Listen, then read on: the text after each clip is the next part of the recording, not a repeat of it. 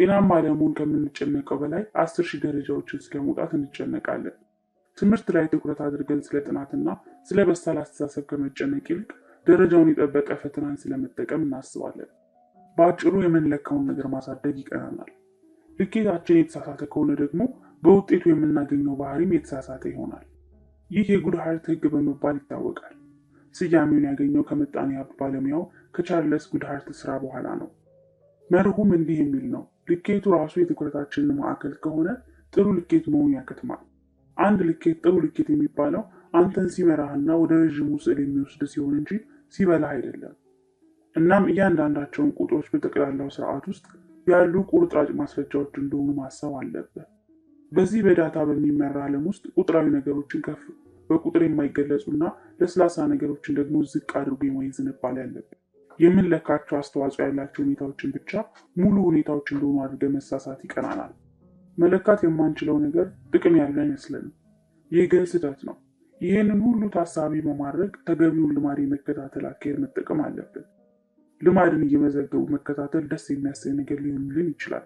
አስፈላጊ ነገር ልኬት ብቻ ለመሆኑ ግን መገንዘብ ተገቢ ነው። እድገትን ለመለካት የሚሆኑ ሌሎች መንገዶችም መኖራቸው አንድ ሌላ ነገር ነው። እናም አንዳንድ ጊዜ ትኩረትን ፍጹም ሌላ ወደሆነ ነገር መቀየር ጠቃሚ ይሆናል። በቁጥር የማይገለጹ ድሎች ክብደት መቀነስን ለመለካት ጠቃሚ የሚሆኑት እዚህ ጋር ነው። የክብደት መቀነሻ ስልቶችን ነድፈ እየሰራ እያለ ክብደት ግን ምንም ላይቀንስ ይችላል። በዚህ ጊዜ ቁጥሮችን ማየት ተነሳሽነትን ዜሮ ሊያደርስ ይችላል። በጠዋት መነሳት መቻል ወይም የቆዳ ጥራት መጨመሩን ብታይ ግን ለስኬትህ እንደ መለኪያ ሊሆኑብህ ይችላሉ። እነዚህ ለውጦችን ለመለካት የሚጠቅሙ እውነተኛ መለኪያዎች ናቸው። በለውጦች ቁጥራዊ መግለጫዎች መነሳሳት ከቻልክ ዓይንህን ወደ ሌላ ልኬቶች አዙር። ለውጥህን ሊያሳዩ ወደሚችሉ ሌሎች መለኪያዎች። ለውጥህን እንዴት እንድትለካው ልማድን መከታተል ልማድህን የበለጠ አርኪ የሚያደርገው መንገዶችን ይሰጥሃል። እያንዳንዷ ልኬት በትክክለኛው ጎዳና እየተጓዝክ እንደሆነ ማስረጃ ትሰጥሃለች። ለምትሰራው ስራም የወዲያውኑ እርካታ ታቀምስሃለች። ማጠቃለያ፣ በጣም ከሚያስደስቱ ስሜቶች መካከል አንዱ ለውጥ እያመጣህ እንደሆነ የሚሰማ ስሜት ነው። ልማድን መከታተል ልማዶችን እያደረግክ መሆን አለመሆንን የምታረጋግጥበት ቀላል ዘዴ ነው። ልማድን መከታተያና ሌሎች የሚታዩ መለኪያዎች ለለውጥ ማስረጃዎችን በማሳየት በልማድህ እንድትረካ ያደርጉሃል።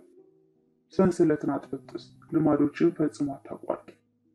2 ጊዜ አይለፍህ። በሆነ አጋጣሚ 1 ጊዜ ካለፈ ቶሎ ወደ መንገዱ ለመመለስ ሞክር። አንድ ነገር ልትለካው ስለቻልክ ብቻ ነገሩ በጣም ጠቃሚ ነው ማለት አይደለም። 17 የተጠያቂነት አጋርን መጠቀም። ሮገር ፊሸር በሁለተኛው የዓለም ጦርነት ወቅት በፓይለትነት ካገለገለ በኋላ የሃርቫርድ ዩኒቨርሲቲ የሕግ ትምህርት ቤትን ተቀላቀለ። ከዚያ በኋላ የድርድር የግጭት አፈታት ባለሙያ ሆኖ 34 ዓመታትን አሳልፏል። የሃርቫርድ ዩኒቨርሲቲ የድርድር ፕሮጀክትን መሰረተ። ከዚያ በኋላ ስለ ሰላም ስምምነት፣ ስለ ሰው ጠለፋ ችግርና ስለ ዲፕሎማሲያዊ መቻቻል ከበርካታ የዓለም ሀገራት ጋር ሰርቷል። ፊሸር ከሁሉም የበለጠ ድንቅ ሀሳብ ያመጣው ግን የኒውክሊየር ጦርነት ስጋት እየተካረረ በመጣባቸው በ1970ዎቹና 80ዎቹ ነው። በወቅቱ ፊሸር የኒውክሊየር ጦርነት ሊያስቀሩ የሚችሉ ስልቶችን እየነደፈ ነበር። በዚህ ሂደት ግን ከአንድ አስጨናቂ ከሆነ እውነታ ጋር ተጋፈጠ። የትኛውም በስልጣን ላይ ያለ ፕሬዝዳንት ኒውክሊየሩ ለጦርነት ጥቅም ላይ እንዲውል በማድረግ በሚሊዮኖች የሚቆጠሩ ሰዎች እንዲገደሉ ሊያደርግበት የሚችልበት ኮድ ቢኖራቸውም እሱ ግን ሩቅ በመሆኑ ምክንያት አንድም ሰው እንኳን ሲሞት አያይም። ለፊሸር ራስ ምታት የሆነበትም ነገር ይህ ነው። አንድ ፕሬዝዳንት በአንዲት ቀጭን ትዕዛዝ በሚሊዮን የሚቆጠሩ ሰዎች እንዲያልቁ ማድረግ ይችላል። የፕሬዝዳንቱ መኖሪያ ግን ከሟቾች በብዙ ማይል ርቀት ላይ ስለሆነ የስራውን ውጤት አያይም። ይህ ያስጨነቀው ፊሸር በ1981 እንዲህ ብሎ ጻፈ። የእኔ ምክረ ሀሳብ ቀላል ነበር። ይህን የኒውክሌር ማዘዣ ኮድ በመድኃኒት ከምስሉ ውስጥ ተደርጎ በአንድ በጎ ፈቃደኛ ሆድ ዕቃ ውስጥ ልቡ ጎን ይቀበር። ይህ ፈቃደኛ ሰው ትልቅ ቢላዋ በመያዝ ከፕሬዝዳንቱ ጋር እንዲኖር ይደረግ። ፕሬዝዳንቱ የኒውክሌር መሳሪያ ጥቅም ላይ እንዲውል ማዘዝ ከፈለገ በቢላው በጎ ፈቃደኛውን በራሱ እጅ በመውጋት ከገደለው በኋላ ከምስሉን አውጥቶ ኮዱን እንዲጠቀም ይደረግ። ያን ጊዜ ፕሬዝዳንቱ የኒውክሌር ጦርን አዘው ሚሊዮኖቹን ከመጨረሳቸው በፊት በራሳቸው እጅ አንድ ንጹህ ሰው ገድለው ንጹሐንን መግደል ማለት ምን ማለት እንደሆነ በተጨባጭ ማየት አለባቸው።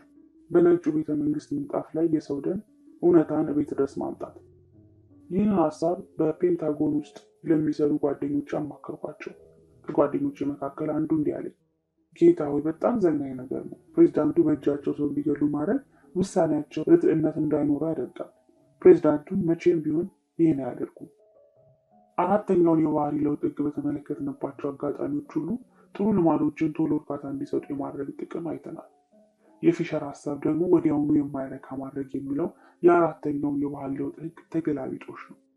መጨረሻቸው አስደሳች የሆኑ ተሞክሮች የመደጋገም ልማዶቻችንን ያህል መጨረሻቸው የማያስደስቱ ተሞክሮችን ደግሞ የማስወገድ ልማድ አለ። ህመም ወይም ስቃይ ውጤታማ አስተማሪ ነው።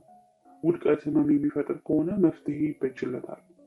አንድ ውድቀት የሚፈጥረው ስቃይ መጠነኛ ከሆነ ውድቀቱ ችላ ሊባል ይችላል። የስህተታችን ውጤት ወዲያውኑ ዋጋ የሚያስከፍለን ከሆነ ከስህተታችን የመማር እድላችን ይሰፋል።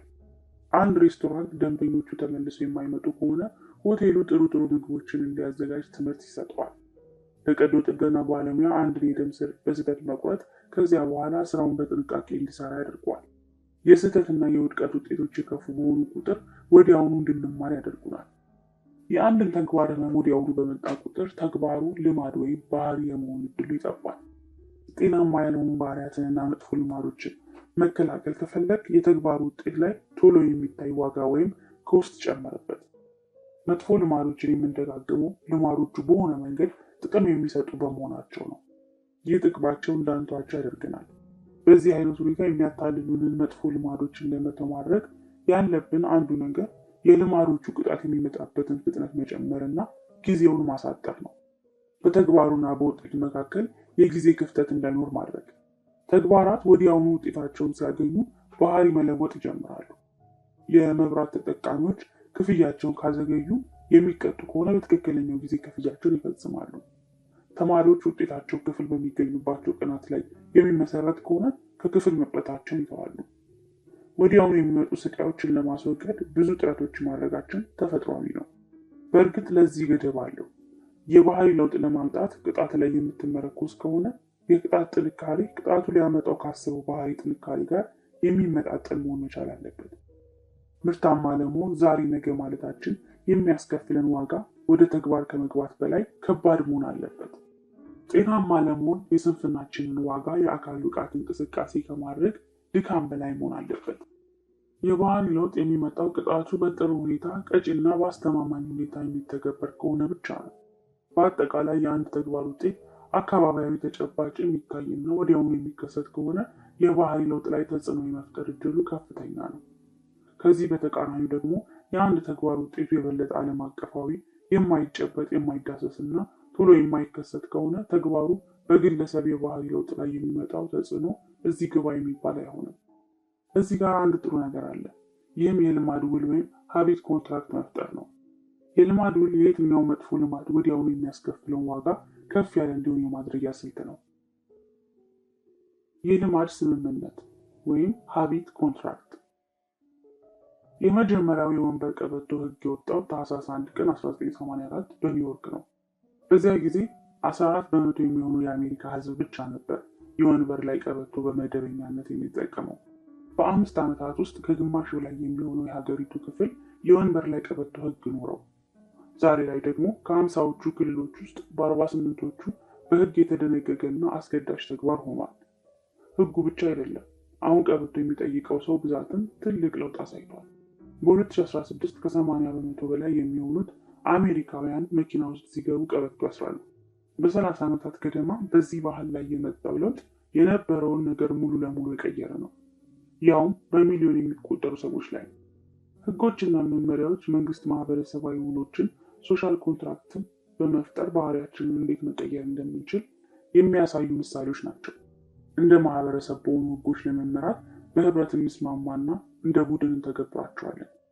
የትኛውም ህግ ባህሪን ለመቅረጽ የሚሞክር ከሆነ ይህ ማህበራዊ ኮንትራክት በባህሪ ላይ ለሚያመጣው ለውጥ ምሳሌ ነው። ቡድኑ በሆነ መልኩ መኖርን ይስማማል። አንተ ይህንን የቡድን ስምምነት ተቀብለህ ካልፈጸምክ ቅጣት ይጠብቃል።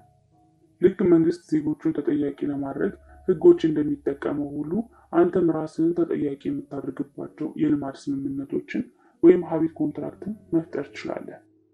የልማድ ስምምነት አንድን ልማድ ለመተግበር ያለን የቁርጠኝነት የግዴታና ይህንን ልማድ ባልተገበርክ ጊዜ የምትቀጣውን ቅጣት የምታስቀምጥበት የቃል ወይም የጽሑፍ ስምምነት ነው። አንድ ወይም ሁለት ሌሎች ሰዎችን መርጠህ በተጠያቂነት አጋርነት በውሉ ላይ እንዲፈርሙ ታደርጋለህ። ይህንን ስልት ለመጀመሪያ ጊዜ ተግባር ላይ እንደዋለ የማውቀው ሰው የናሽቪሌ ቴኔሲው ስራ ፈጣሪ ብሪያን ሃሪስ ነው። ሃሪስ ልክ የመጀመሪያው ወንድ ልጁን እንደወለደ ክብደቱን መቀነስ እንዳለበት አሰበ። ከዚያም በሱ በሚስቱና በግል አሰልጣኙ መካከል የሚጸና የልማድ ስምምነት አዘጋጀ። ሃሪስ ዓላማውን በውሉ ውስጥ እንዲህ አስቀምጦታል።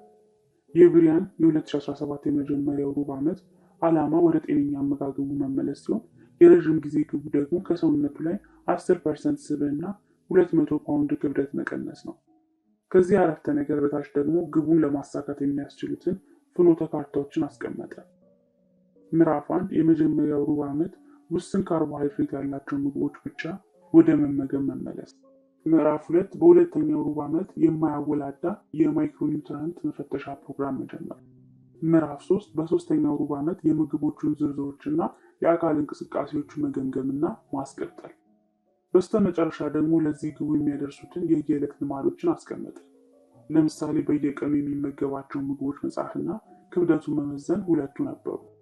ከዚያ ደግሞ ያስቀመጣቸውን እነዚህ ልማዶች በተገቢው ጊዜና ሁኔታ ሳያደርግ ከቀረ የሚያደርሱበትን ቅጣቶች ዘረዘረ። ብሪያን እነዚህን ሁለት ተግባራት ካልፈጸመ የሚከተሉትን ቅጣቶች ይቀበላል። አንደኛ፣ ሁሉንም የስራ ቀናትና እሁድ ጠዋትን ጨምሮ በስራ ፕሮቶኮል ይለብሳል። በእነዚያ ጊዜያት ውስጥ ጂንስ፣ ቲሸርት፣ ኮፍያና ቁምጣ መልበስ አይችልም። በተጨማሪም ለግል አሰልጣኙ ለጄ $200 ይከፍላል። ከውሉ ግርጌ ራሱ ሃሪስ፣ ሚስቱና አሰልጣኙ ፈርመውበታል። ይህንን ስልት ለመጀመሪያ ጊዜ ስሰማ አላስፈላጊና የተጋነኑ ፎርማቶች ያሉበት ነው። በተለይ ፊርማዎቹ ነበር ያልኩት። ፊርማ ማስቀመጥ ነገሩን በቁም ነገር የሚያዝ ምልክት እንደሆነ ግን ሃሪስ አሳመነኝ። ከ3 ወራት በኋላ የመጀመሪያውን ሩብ ዓመት ግቡን አሳካ። ከዚያ ደግሞ ግቦቹን ከፍ አደረጋቸው፣ ቅጣቶቹንም እንደዚያው ኮምጠጥ አደረጋቸው። የካርቦሃይድሬትንና የፕሮቲን ምጣኔውን ባስቀመጠው ልክ ሳይተገብር ቀርቶ መዛነፍ ካሳየ ለአሰልጣኙ $100 ይከፍላል። ራሱን መመዘኑ ካስተጓጎለ ደግሞ እንደፈለገች ልትጠቀምበት የምትችለው $500 ለሚስቱ ይሰጣል። ከሁሉም በላይ ደግሞ ሌላም በደንብ ስሜት የምትቆነጥጥ አንዲት ቅጣት አስቀምጧል። መሮጡን ከረሳ ሳምንቱን ሙሉ የስራ አለባበስ ይለብሳል። ከዚያም ቀሪውን ሩብ ዓመት ሙሉ እሱ የሚወደውን የኦበርን ቡድን ባላንጣ የሆነውን የአላባማ ቡድን ኮፍያ መልበስ አለበት። ስልቱ ውጤት አመጣ። አሰልጣኙን ባለቤቱን በተጠያቂነት አጋርነት በመያዝና በየቀኑ ማድረግ ያለበትን ነገሮች በልማድ ስምምነት ውስጥ ግልጽ አድርጎ በማስቀመጥ ሃሪስ የፈለገውን ያህል ክብደቱን መቀነስ ቻለ። መጥፎ ልማዶቻችንን የማያረኩ ለማድረግ የተሻለውን መንገድ በሚተገብሩበት ጊዜ ህመም እንዲፈጥሩ ማድረግ ነው። የልማድ ስምምነት ደግሞ ይህንን የማድረጊያ አይነተኛ ስልት ነው። እንደዚህ ሙሉ መልክ ያለው የልማድ ስምምነት ማዘጋጀት ባትፈልግም እንኳን የተጠያቂነት አጋር ወይም አካውንታቢሊቲ ፓርትነር መያዝ በጣም ጠቃሚ ነው። አድርጋለሁ ያልከውን ነገር እያደረገ አለመሆንህን የሆነ ሰው እያየህ እንደሆነ ማወቁ በራሱ ተነሳሽነት የሚፈጥር ነገር ነው። እናም ላለመፈጸም ማቅማማት የሚያመጣውን ውጤት እንዳትዘነጋው ስለሚያደርግህ በአግባቡ ልማድን እንድታዳብር ያደርጋል። አድርጋለሁ ያልከውን ነገር ካዛነፍክ የሚያዩ ሰዎች ሰነፍና የማታስተማምን አድርገው ይረዱሃል። ስለሆነም ልማድን ማቋረጥ ማለት ለራሴ የገባኸውን ቃል ከማፍረስም በላይ ለሌሎች የሰጠኸውን ቃል ማጓደልም ይሆናል ማለት ነው። ይህንን ሂደትም ራሱ አውቶሜት ማድረግ ትችላለህ። በኮሎራዶ ባውልደር የሚኖረው ስራ ፈጣሪ ቶማስ ፍራንክ በየቀኑ ጠዋት የሚነሳው 11:55 ላይ ነው። በዚህ ሰዓት ካልተነሳ አውቶማቲክ በሆነ ሁኔታ ራሱ የሚለጥፍ የትዊተር መልእክት አዘጋጅቷል። ትዊተሩም እንዲህ የሚል ነበር፣ ሳልነሳ 12:10 ከሆነ እዚህ ትዊተር ላይ በፔልፓል መልእክት በመላክ $5 ያገኙ። ሁልጊዜም የተሻሉ ማንነታችንን ለዓለም ለማሳየት በመሞከር ውስጥ ነን። ጥርሳችንን የምንቦርሸው፣ ፀጉራችንን የምናበጥረውና የምንዘንጠው እነዚህ ነገሮች ማድረጋችን ከሌሎች ዘንድ ጥሩ ምላሽን ያስገኝልናል ብለን ተስፋ በማድረግ ነው። ጥሩ ኮሌጅ ገብተን በጥሩ ሁኔታ መመረቅ የምንፈልገው ሊቀጥሩ የሚችሉ ሰዎችን፣ ጓደኞቻችንንና ቤተሰቦቻችንን ለመማረክ ነው። በዙሪያችን ያሉ ሰዎች አስተያየቶችም ጠቃሚ የሚሆኑልን የሚወዱን መሆን አለመሆኑን ስለሚነግሩን ነው። የተጠያቂነት አጋር ማበጀትንና የልማድ ውልን መጠቀም በጣም ጠቃሚ እንዲሆኑ የሚያደርጋቸው መሰረታዊ ሀሳብ ይህ ነው። ማጠቃለያ፣ የአራተኛው የባህሪ ለውጥ ህግ ተገላቢጦሽ የማይረካ ማድረግ ነው። አንድ ባህሪ የማይረካ ወይም ስቃይ የሚፈጥር ከሆነ ይህን ባህሪ እየደጋገምን የማድረግ እድላችን ዝቅተኛ ነው። የተጠያቂነት አጋርን መጠቀም ማድረግ ያለብንን ነገር ባለማድረጋችን ወዲያውኑ የምንከፍለን ዋጋ ከፍ ያደርግልናል። ሌሎች ስለሚያስቡት ነገር አብዝተን እንጨነቃለን። ስለሆነም ሰዎች ለኛ ያላቸው አመለካከት ዝቅ ያለ እንዳይሆን እንጥራለን። የልማድ ስምምነት የየትኛውንም ባህሪ ማህበራዊ ዋጋ ወይም ኮስት ለመጨመር ይጠቅማል። ይህ ስልት በቃልህ መሰረት አለመፈጸምህን ለሌሎች ሰዎች እንዲያዩት በማድረግ ልማድህን ያለመተግበርህን ቅጣቶች የበለጠ ህመም የሚፈጥሩ እንዲሆኑ ያደርጋቸዋል። ሌላ ሰው እያየህ እንደሆነ ማወቅ በራሱ ተነሳሽነት የሚጨምር ነገር ነው። ጥሩ ልማዶችን እንዴት እንገንባ? አንደኛው ህግ ግልጽ አድርገው። የልማድ መመዝገቢያን ሙላ። ነባር ልማዶችን በመመዝገብ ስለ እነሱ ግንዛቤ ይኖረ። የትግበራ ፍላጎትን ተጠቀም። ቀመሩም ይህ ነው። ይህንን ባህሪ በዚህን ሰዓት እዚህ ቦታ አደርጋለሁ። ልማዶችን ማቆራኘትን ተጠቀም። ልማዶችን የማቆራኘት ቀመር ደግሞ ይህ ነው። ይህን ነባር ልምድ ካደረግኩ በኋላ ይህን አዲስ ልምድ አድርጋለሁ። አካባቢህን ዲዛይን አድርግ።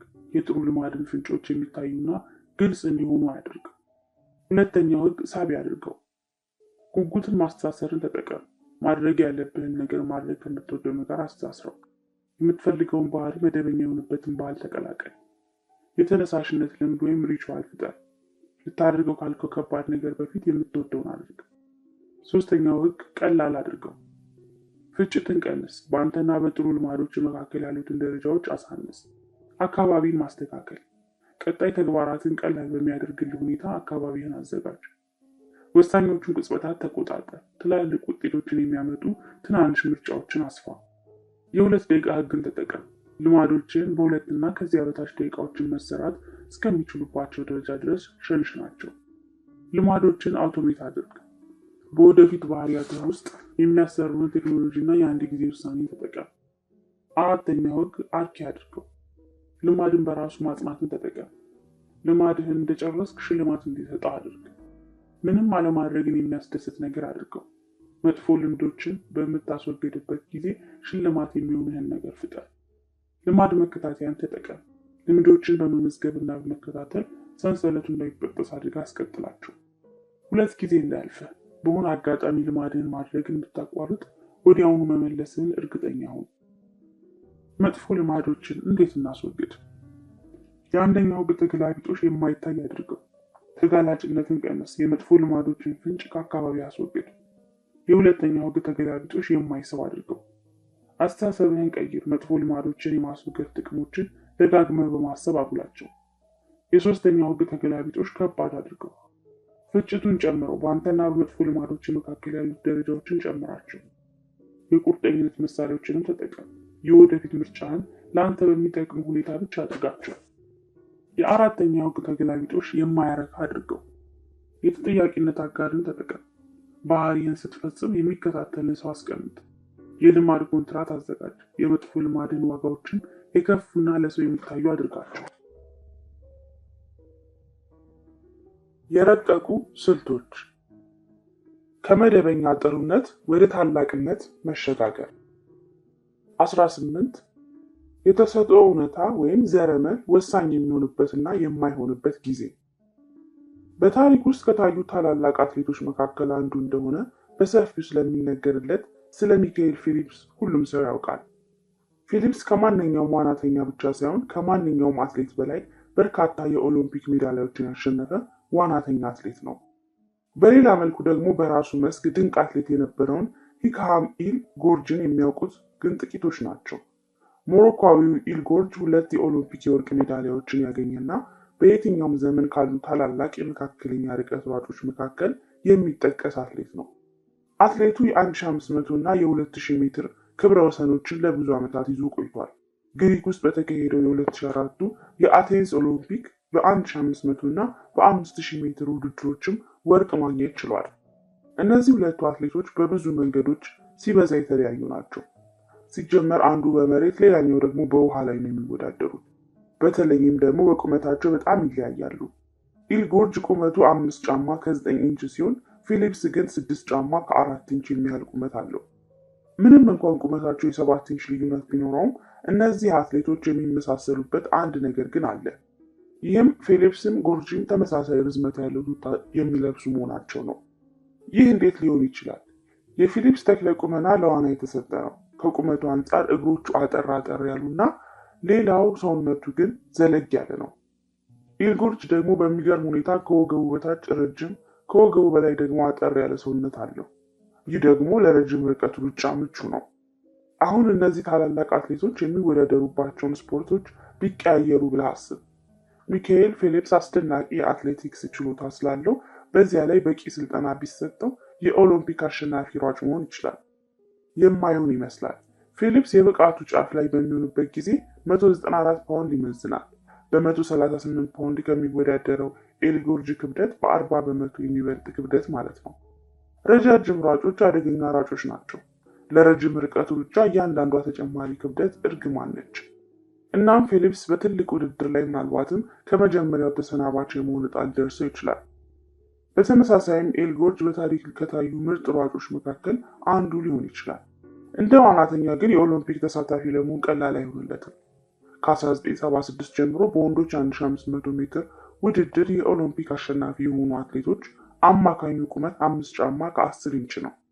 የ100 ሜትር የወንዶች የነፃ ዋና የኦሎምፒክ አሸናፊዎች አማካኝ ቁመት ደግሞ 6 ጫማ ከ4 ኢንች ነው። ዋናተኞች በውሃ ውስጥ እንደ ልብ ለመሳብ ይቻላቸው ዘንድ ረጅም ቁመት፣ ረጅም ጀርባና ረጃጅም ክንዶች ያሏቸው ቢሆኑ ይመረጣል። እናም ኢልጎርጅ በዋና ሊወዳደር ቢፈልግ ወደ ገንዳው ከመግባቱ በፊት ተሸናፊ ሊሆን ይችላል። የስኬታማነት እድልን ከፍ ለማድረግ የሚያስችለው ሚስጥር ትክክለኛውን የውድድር መስክ መምረጥ ነው። ይህ በስፖርቱና በንግዱ ዓለም ላይ የሚታየውን ያህል በልማድ ለውጥም ላይ እውነተኛነት አለው። ልማዶቻችን ከተፈጥሯዊ ዝንባሌዎቻችን፣ ችሎታዎቻችን ጋር በሚዛመዱበት ጊዜ ለመተግበር ቀላል፣ ይዞ ለመቀጠል ደግሞ አርኪ ይሆኑልናል። ውጤታማ ለመሆን ገንዳ ለሚካኤል ፌሊፕስ፣ ትራክ ደግሞ ለኤልጎርጅ እንደሆኑት ሁሉ አንተም እድል ለአንተ የምታደላበትን ጨዋታ መርጠህ መጫወት ይኖርብሃል። ይህንን ስትራቴጂ ለመቀበልና ለመተግበር ሰዎች ከተለያዩ ችሎታዎች ጋር የመወለዳቸውን ቀላል እውነት መቀበል ይጠይቃል። አንዳንድ ሰዎች ስለዚህ እውነታ መወያየት አይወዱም። በመጀመሪያ ሲታይ ዘረመላዊ ስሪቶች ወይም ጂኒየስ የማይለወጡ ስለሚመስሉ አንተ በተጨማሪ እንደ ስነ ህይወታዊ ወሳኝነት፣ ባዮሎጂካል ዲተርሚኒዝም ያሉ ሀረጎችን የተወሰኑ ግለሰቦች የስኬት ሌሎች ደግሞ የውድቀት ዕጣ ፈንታ አላቸው የሚለውን ሀሳብ እውነት ነው ለማለት አዝማሚያም አላቸው። ይህ ግን ዘረመሎች በባህሪያችን ላይ ስለሚያሳድሩት ተጽዕኖ የተዛባ እይታ ያለበት አስተሳሰብ ነው። የዘረመሎች ወይም ጂኒየስ ጥንካሬዎች ድክመቶቻቸውን ጭምር ነው። ዘረመሎች በቀላሉ ሊለወጡ አይችሉም። ይህ ማለት ደግሞ ምቹ በሆኑ ሁኔታዎች ውስጥ ትልቅ ጥቅም ሲያገኙ፣ ምቹ ባልሆነ ሁኔታ ውስጥ ደግሞ ከባድ ጉዳት ያስከትላሉ ማለት ነው። የቅርጫት ኳስ ለመጫወትና ዘለህ ጎል ለማስቆጠር ከፈለግ 7 ጫማ ቁመት ጠቃሚ ይሆናል። መደበኛ የጂምናስቲክ የአካል ብቃት እንቅስቃሴን ለመስራት ስትፈልግ ግን 7 ጫማ ቁመት እንቅፋትህ ነው። አካባቢያችን የዘረመሎቻችን ተጣጣሚነትና የተፈጥሮ ተሰጥኦዎችን አጠቃቀም ይወስናል። ስለሆነም አካባቢያችን ሲቀየር ስኬታችን የሚወስኑት ብቃቶችም እንደዚያው ይቀየራሉ። ይህ ለአካላዊ ባህሪዎቻችን ብቻ ሳይሆን ለአእምሯዊ ባህሪዎችም እንደዚያው ነው። ስለ ልማዶችና ስለ ሰው ልጅ ባህሪያት ብትጠይቁኝ ብዙ ነገሮችን ማለት የሚችል ጎበዝ ሰው ነኝ። ስለ ሹራብ ስራ፣ ስለ ሮኬት ማስወንጨፍ ወይም ስለ ጊታር አጫወት ብትጠይቁኝ ግን ብዙም አይደለሁም። ብቃቱ ሁልጊዜም በአውድ ሁኔታ ላይ የሚንጠለጠል ጥገኛ ነው። በየትኛውም ዘርፍ የላቁ ውጤቶችን ያስመዘገቡ ሰዎች በደንብ የሰለጠኑ ሰዎች ብቻ ሳይሆኑ ለስራውም ተስማሚ የሆኑ ሰዎችን ጭምር ናቸው። እውነተኛ ታላቅነትን ከፈለግ ለመሆን ትክክለኛውን የትኩረት ቦታን መምረጥ ወሳኝ የሚሆነው ለዚህ ነው። በአጭሩ ዘረመሎች ዕጣ ፈንታን አይወስኑ፣ የእድልን አካባቢዎች ወይም ኤሪያስ ኦፍ ኦፖርቹኒቲን ግን ይወስናሉ። ሐኪም ጋቦር ማቲ እንዳለው ዘረመሎች አስቀድመው ሊያጋልጡ ይችላሉ፣ አስቀድመው ሊወስኑ ግን አይችሉም። ዘረመሎች አስቀድመው ወደ ስኬት አቅጣጫ ያጋለጡ ቦታ ልማዶችን አርኪ ሊሆኑ የሚችሉበት ቦታ ነው። ምኞትህን ከችሎታ ጋር ለማጣጣም ዋናው ቁልፍ ጥረትህን ወደሚያስደስቱህና ከተፈጥሯዊ ችሎታ ጋር ወደሚዛመዱ አካባቢዎች መምራት ነው። ይህ አንድ ግልጽ የሆነ ጥያቄ ሊያስነሳ ይችላል። እድሎች በእኔ በኩል መሆናቸውን እንዴት ማወቅ እችላለሁ? ለእኔ ትክክል የሆኑ እድሎችን ልማዶችን እንዴት መለየት እችላለሁ? ለእኔ ትክክል የሆኑ እድሎችንና ልማዶችን እንዴት መለየት እችላለሁ? ለእነዚህ ጥያቄዎች መልስ ለማግኘት የምናደርገው የመጀመሪያው ነገር ስብዕናን ወይም ፐርሰናሊቲን መረዳት ነው። ስብዕና በልማድ ላይ ስለሚያሳድረው ተጽዕኖ። ከእያንዳንዱ ልማዶች ስር ዘረመሎችህ አሉ። በእያንዳንዷ ባህሪ ውስጥም እንደዚያው። ዘረመሎችህ ቴሌቪዥን በመመልከት ከምታጠፋቸው ሰዓታት ጀምሮ እስከ የማግባትና የመፍታት እድሎችህና ከዚያም አልፎ በአደንዛዥ እጽ ወይም በአልኮል ሱሰኛ እስከመሆን ዝንባሌዎችህ ድረስ በሁሉም ነገሮች ላይ ተጽዕኖ እንደሚያሳድሩ ታይቷል። በባለስልጣናት ፊት የሚኖርህን ታዛዥነት ወይም አመፀኛነት፣ አስጨናቂ ክስተቶች ላይ ያለህን ተጋላጭነት ወይም ተጋፋጭነትና እንደ ኮንሰርት ያሉ የስሜት ተግባራት የሚማርኩ ወይም የሚያሰለቹ አይነት ሰው መሆንህን የሚወስን ጠንካራ የዘረመል ክፍል አለ። በለንደን የኪንግ ኮሌጅ የዘረመላዊ ስነ ባህሪ ተመራማሪ የሆነችው ሮበርት ፕሎሚን እንደነገረችኝ አሁን ባህሪዎቻችን የዘረመላዊ ይዞታ ያላቸው መሆን አለመሆናቸውን ለማረጋገጥ የምናደርጋቸውን ምርምሮች ያቆምንበት ጊዜ ነው። ምክንያቱም የዘረመል ተጽዕኖ የማይታይበት አንድም ባህሪ የለምና። ልዩ የሆነ የዘረመላዊ ባህሪያትን በአንድ ላይ ሆነው ወደ አንድ የተወሰነ ስብዕና ይመሩሃል። ስብዕና ከሁኔታ ጋር የማይቀያየር የባህሪዎች ስብስብ ነው። በስብዕና ባህሪያት ላይ በደንብ የተረጋገጠው ሳይንሳዊ ትንታኔ 5 ትልልቆች ወይም ቢግ ፋይቭ በመባል ይታወቃል። ይህ ትንታኔ ስብዕናዊ ባህሪያትን በ5 የባህሪያት ጎራዎች ይከፍላቸዋል። እነዚህም የሚከተሉት ናቸው። አንደኛ፣ ለተሞክሮ ዝግጁ መሆን ወይም ኦፕነስ ቱ ኤክስፒሪየንስ። ሁለተኛ፣ ጥንቁቅነት ወይም ኮንሰንሽየስስ። ሶስተኛ፣ ተግባቢነት ወይም ኤክስትሮቨርዥን። አራተኛ፣ ስሙምነት ወይም አግሪያብልነስ። አምስተኛ፣ ኒውሮቲዝም። እነዚህ 5ቱ ባህሪዎች ስነ ህይወታዊ መሰረቶች አሏቸው። ትኩረት፣ ሳቢነት ወይም ኤክስትሮቨርዥን ለምሳሌ ከውልደት ጀምሮ ሊታይ ይችላል። ሳይንቲስቶች በህፃናት ሙያ አካባቢ ከፍተኛ ድምፅ ሲለቁ አንዳንድ ህፃናት ፊታቸውን ወደ ድምፁ ሲያዞሩ፣ ሌሎቹ ደግሞ ፊታቸውን ከድምፁ ወደ ተቃራኒ አቅጣጫ ያዞራሉ። ተመራማሪዎቹ የእነዚህ ልጆች የህይወት ዘመን እየተከታተሉ ሲመረምሩ እንዳዩት ፊታቸውን ወደ ጩኸቱ የሚያዞሩት ህፃናት ምናልባት ተግባቢዎች ወይም ኤክስትሮቨርትስ ሆነው ሲያድጉ፣ ፊታቸውን ከድምፁ ያሸሹት ህፃናት ደግሞ ጭምቶች ወይም ኢንትሮቨርትስ የመሆን እድላቸው ከፍ ያለ ነው። በስምምነት ወይም አግሪታብልነስ ከፍተኛ ችሎታ ያላቸው ሰዎች ደግ፣ አሳቢና ሞቅ ያሉ ናቸው። በተጨማሪ እነዚህ አይነት ሰዎች ለማህበራዊ ትስስር ወሳኝ ሚና ያለውን የኦክሲቶሲን ሆርሞን መጠናቸው ከፍ ያለ ነው። ከዚህም አልፎ ከፍተኛ የማመን ስሜት ያላቸውና እንደ ተፈጥሯዊ አነቃቂነት የማገልገል ችሎታ ያላቸው ይሆናሉ። ከእነዚህ ባህሪያት በመነሳት የኦክሲቶሲን መጠኑ ከፍተኛ የሆነ ሰው እንደ የምስጋና ማስታወሻዎችን መጻፍና እንደ ማህበራዊ ዝግጅቶችን ማደራጀት ወዳሉ ልማዶች ሊያዘነብል እንደሚችል በቀላሉ መገመት ትችላለህ። ኒውሮቲዝምን ደግሞ እንመልከት። ኒውሮቲዝም በሁሉም ሰዎች ዘንድ በተለያዩ መጠኖች የምናገኘው የስብዕና ባህሪ ነው። ከፍተኛ የኒውሮቲዝም መጠን ያለባቸው ሰዎች ከሌሎች ሰዎች በበለጠ የመጨነቅና የመፍራት ዝንባሌ ያላቸው። ይህ ባህሪ የአደጋ ምልክቶችን የማሳወቅ ኃላፊነት ካለበትና አሚጋዳ ከሚባለው የአእምሮ ክፍል ከፍተኛ ስስነት ወይም ሃይፐርሴንሲቲቪቲ ጋር የተገናኘ ነው። በሌላ አገላለጽ በአካባቢያቸው ውስጥ ላሉ አሉታዊ ምልክቶች በጣም ስሜታዊ ወይም ሴንሲቲቭ የሆኑ ሰዎች ከፍተኛ ኒውሮቲዝም ያላቸው ናቸው ማለት ይቻላል። ልማዶቻችን የሚወሰኑት በስብዕናዎቻችን ብቻ አይደለም። ዘረመሎቻችን ወደሆነ አቅጣጫ እንደሚመሩ ግን ጥርጥር የለውም። ስር የሰደዱ ምርጫዎች የተወሰኑ ባህሪዎችን ከሌሎች ሰዎች ይልቅ ለአንዳንዶቻችን ቀላል እንዲሆኑ ያደርጋሉ። ለእነዚህ ልዩነቶች የጥፋተኝነት ስሜት ሊሰማ ወይም ይቅርታ ልትጠይቅ አይገባህም። በእነሱ ላይ መስራት ግን ይኖርብሃል። ለምሳሌ የንቁነት መጠኑ ዝቅተኛ የሆነ ሰው በተፈጥሮ የተስተካከለ ወይም ኦርደርሊ የመሆን እድሉ ዝቅተኛ ነው። ስለሆነም ይህ ሰው አካባቢን በመስራትና በጥሩ ልማዶች ላይ በከፍተኛ ሁኔታ መንጠልጠል ይኖርበታል። ለስብዕና የሚሰሩ ልምዶችን መገንባት አለበት የሚለው በዚህ ውይይት ፍሬ ነገር ነው። ሰዎች ጂም ውስጥ ክብደታቸውን መቀነስ ሊፈልጉ ይችላሉ። ለአንተ ደስ የሚልህ የእግር ጉዞ በማድረግ ክብደት መቀነስ ከሆነ እሱን ተጠቀም። የበለጠ ለማንበብ ከፈለግ ከኢ-ልብ ወለዶች ይልቅ ሞቅ ያሉ የፍቅር መጽሐፎችን በመምረጥህ ሀፍረት ሳይሰማ የሚያስደስትህን ማንኛውንም ነገር አንብብ። ሰዎች እንድትገነባ የሚነግሩን ልማዶች መገንባት አያስፈልግም። በሌሎች ዘንድ ታዋቂ የሆነውን ልማድ ሳይሆን ለአንተ ተስማሚ የሆነውን ልማድ ምረጥ። እያንዳንዷ ልማድህ ደስታና እርካታን ሊያመጣ የሚችል ስሪት አላት እና እሷን ፈልገህ አግኝ። ልማዶችን ይዘህ መቀጠል ትችል ዘንድ አስደሳች መሆን አለባቸው። ይህ ከአራተኛው የባህሪ ለውጥ ህግ በስተጀርባ ያለው ዋና ሀሳብ ነው።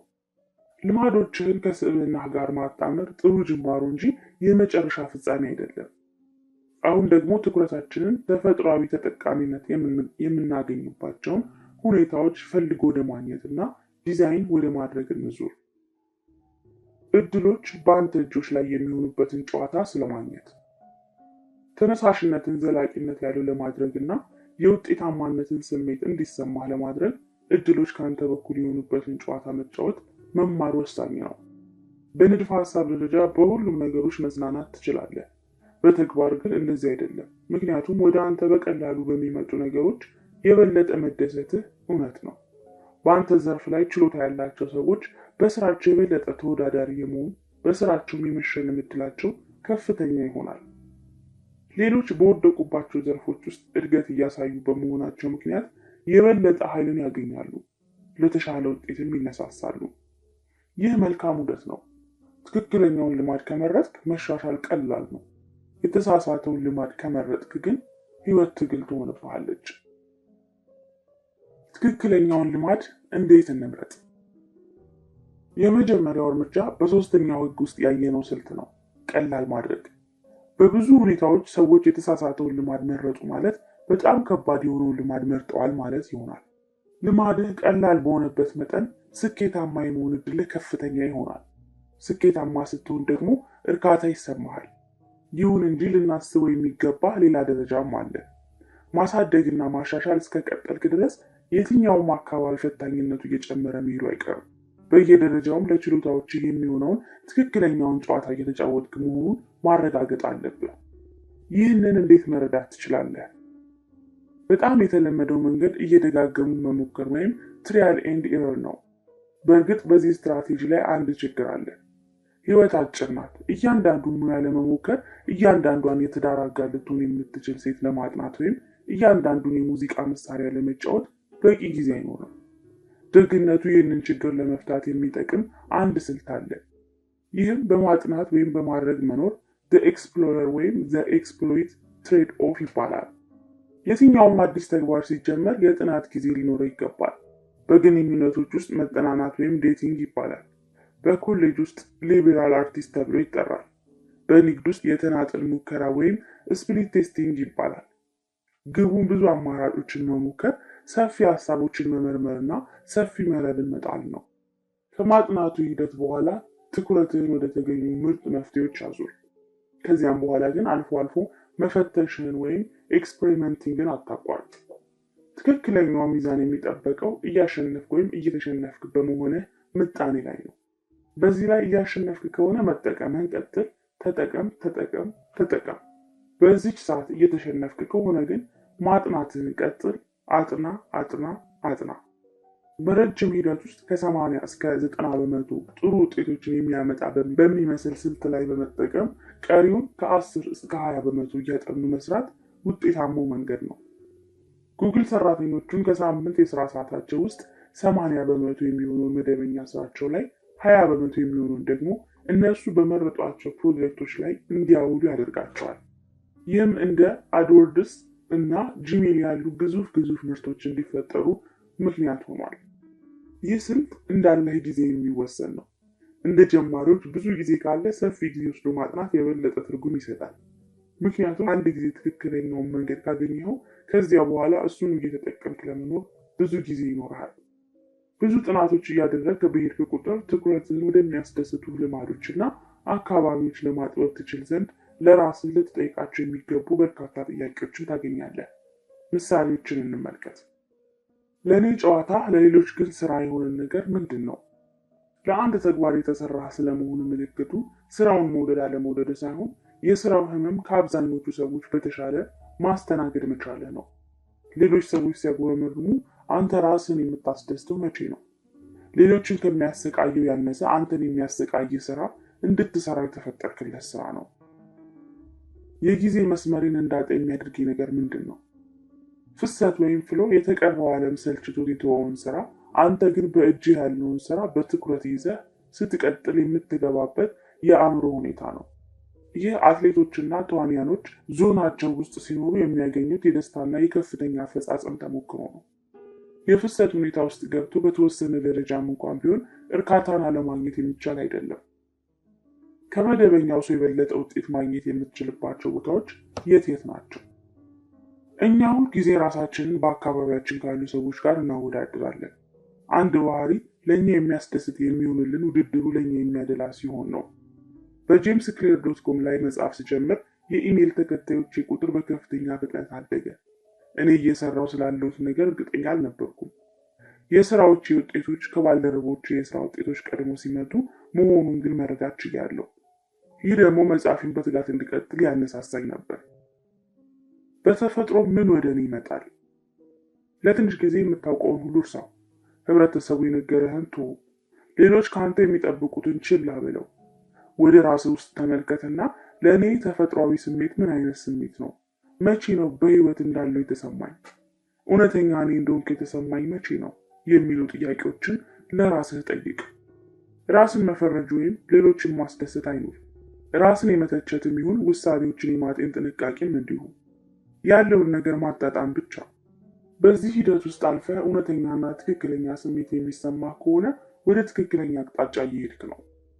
እውነቱን ለመናገር ይህ ሂደት በተወሰነ መልኩ እድል ነው።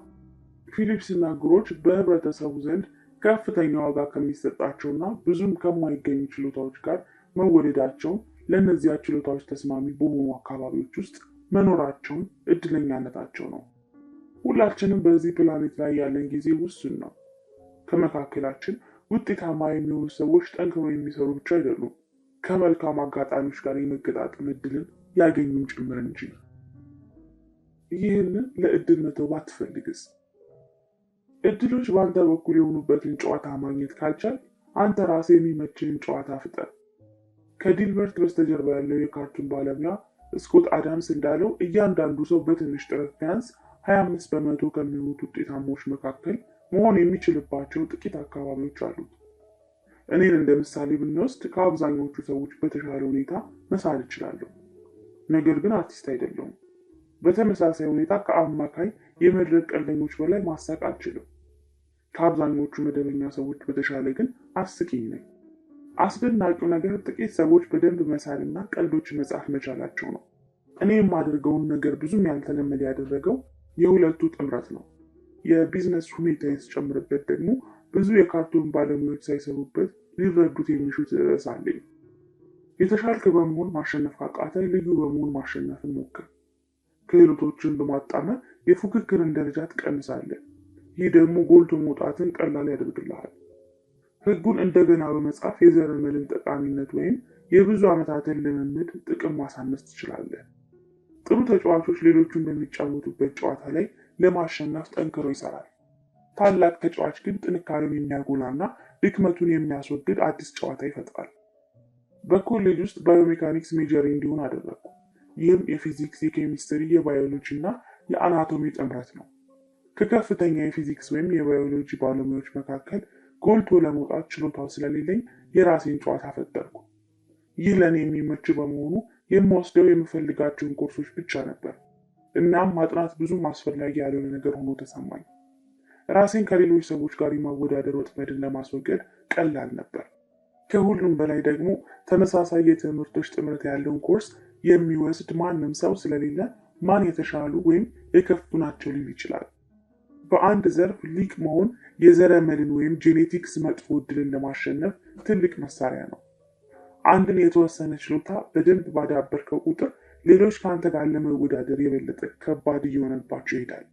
በዚህ መንገድ በተፈጥሮ የተሰጠ ሰው ባትሆንም እንኳ በጣም በጠባብ ምድብ ወይም ካታጎሪ ውስጥ ብቻ የተሻልክ በመሆን ማሸነፍ ትችላለህ።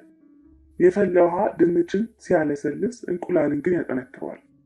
አንተ ድንች ወይም እንቁላል መሆንን መምረጥ አትችልም። ጠንካራ ወይም ለስላሳ ሊያደርግ በሚችል ጨዋታ ውስጥ ለመጫወት መወሰን ግን ትችላለህ። ምቹ የሆነ አካባቢ ማግኘት ካልቻል እድል ከአንተ በተቃራኒ የሆነችበት ሁኔታ ከአንተ ጎን ወደሆነችበት ሁኔታ መለወጥ ትችላለህ። የዘረመልን ጠቃሚነት አሟጦ ስለመጠቀም። ዘረመሎቻችን የከባድ ስራ አስፈላጊነትን ያብራሩልናል እንጂ አያስወግዱልንም። ዘረመሎቻችን ጠንክረን መስራት ያለብንን ጉዳዮች ይነግሩናል። አንድ ጊዜ ጥንካሬዎቻችንን ከለየን ጊዜያችንንና ጉልበታችን የት ማጥፋት እንዳለብን እናውቃለን። የትኞቹን አይነቶች ጥሩ አጋጣሚዎች መፈለግና የትኞቹን መሰናክሎች ማስወገድ እንዳለብንም እንረዳለን። ተፈጥሯችንን በተረዳነው መጠን ስልቶቻችንም የተሻሉ ይሆናሉ። ስነ ህይወታዊ ልዩነቶች ልዩነትን ይፈጥራሉ። እንደዚያም ሆኖ ግን ራስን ከሌላ ሰው ጋር ከማወዳደር ይልቅ አቅምህን እየተጠቀምክ መሆንህ ላይ ማተኮር የበለጠ ፍሬያማ ነው። ለማንኛውም የተወሰነ ችሎታ ተፈጥሯዊ ወሰን የመኖሩን እውነታ ማወቅ የአቅሞችህ ጣሪያ ላይ ከመድረሱ ጋር ምንም ግንኙነት የለውም። ከዚህ በተጨማሪ አንተ ስራውን የማትሰራ ከሆነ ዘረመሎች ስኬታማ ሊያደርጉ አይችሉም። የምታደንቃቸውን ሰዎች ያህል እስክትሰራ ድረስ የሌሎችን ስኬት እንደ እድል አታብራራ። ለማጠቃለል ያህል ልምዶች በረጅም የጊዜ ሂደት ውስጥ የሚያስደስቱ ሆነው እንዲቀጥሉ ማድረግ ከሚያስችሉ መንገዶች መካከል አንዱ ከአንተ ስብዕናና ክህሎቶች ጋር የሚስማሙ ባህሪዎችን መምረጥ ነው። በቀላሉ የሆኑ ነገሮች ላይ ጠንክረህ ስራ። ማጠቃለያ፣ የስኬታማነት እድሎችን ከፍ የማድረጊያው ሚስጥር ትክክለኛውን የውድድር መስክ መምረጥ ነው። ትክክለኛውን ልማድ በመምረጥ በቀላሉ እደግ። የተሳሳተውን ልማድ ከመረጥክ ግን ህይወት ትግል ትሆንብሃለች። ዘረመሎች በቀላሉ ሊለወጡ አይችሉም። ስለሆነም በተመቻቸ ሁኔታ ውስጥ ትልቅ ጥቅምን፣ ባልተመቻቸ ሁኔታ ውስጥ ደግሞ ከባድ ጉዳትን ያመጣሉ። ከተፈጥሯዊ ችሎታዎች ጋር ሲስማሙ ልምዶች ቀላል ናቸው። ከአንተ ጋር የሚስማሙ ልማዶችን ምረጥ። ለጥንካሬህ የሚስማማ ጨዋታ ተጫወት። ለአንተ የሚስማማ ጨዋታ ማግኘት ካልቻልክ አንተው ፍጠር። ዘረመሎች የጠንክሮ መስራትን አስፈላጊነት ያብራራሉ እንጂ አያስወግዱም። ጠንክረ መስራት ያለብህን ስራም ይነግሩሃል። 19 የጎልዲሎክስ ህግ። በህይወትህና በስራ ውስጥ ተነሳሽነትን ይዞ መቀጠል። ዲዝኒላንድ በ1955 በአናሄም ካሊፎርኒያ በተመሰረተ በጥቂት ወራት ውስጥ አንድ የ10 ዓመት ልጅ ወደ ቢሮ ገብቶ ስራ እንዲሰጡት ጠየቃቸው። በዚያ ጊዜ የነበረው የአሰሪና ሰራተኛ ህግ አይከለክልም ነበርና የመመሪያ መጽሐፎችን እንዲሸጥና በእያንዳንዷ መጽሐፍ $0.5 እንዲያገኝ ያደረጉት። በአንድ ዓመት ውስጥ ይህ ልጅ ወደ ዲዜን የማጂክ ማዕከል ተዘዋውሮ እንዲሰራ ተደረገ። እዚህ ነበር በርካታ ብልጠቶችን ከነባር ሰራተኞች የተማረው። ቀልድ መናገርን መለማመድ የጀመረው እዚያው ነበር። ብዙም ሳይቆይ መተወን የሚወደው ነገር መሆኑንም አወቀ። ኮሜዲያን የመሆኑ እቅዱንም ያስቀመጠው እዚህ ነው። በልጅነት እድሜው በሎስ አንጀለስ አካባቢ በነበሩ አንዳንድ ትናንሽ ክበቦች ውስጥ የኮሜዲያንነት ስራዎችን መሞከር ጀመረ። የሚሰራባቸው ቤቶች ውስጥ የሚኖሩት አስተናጋጆች በቁጥር ትንሽ፣ እሱ መድረክ ላይ የሚቆዩበት ጊዜም አጭር ነበሩ።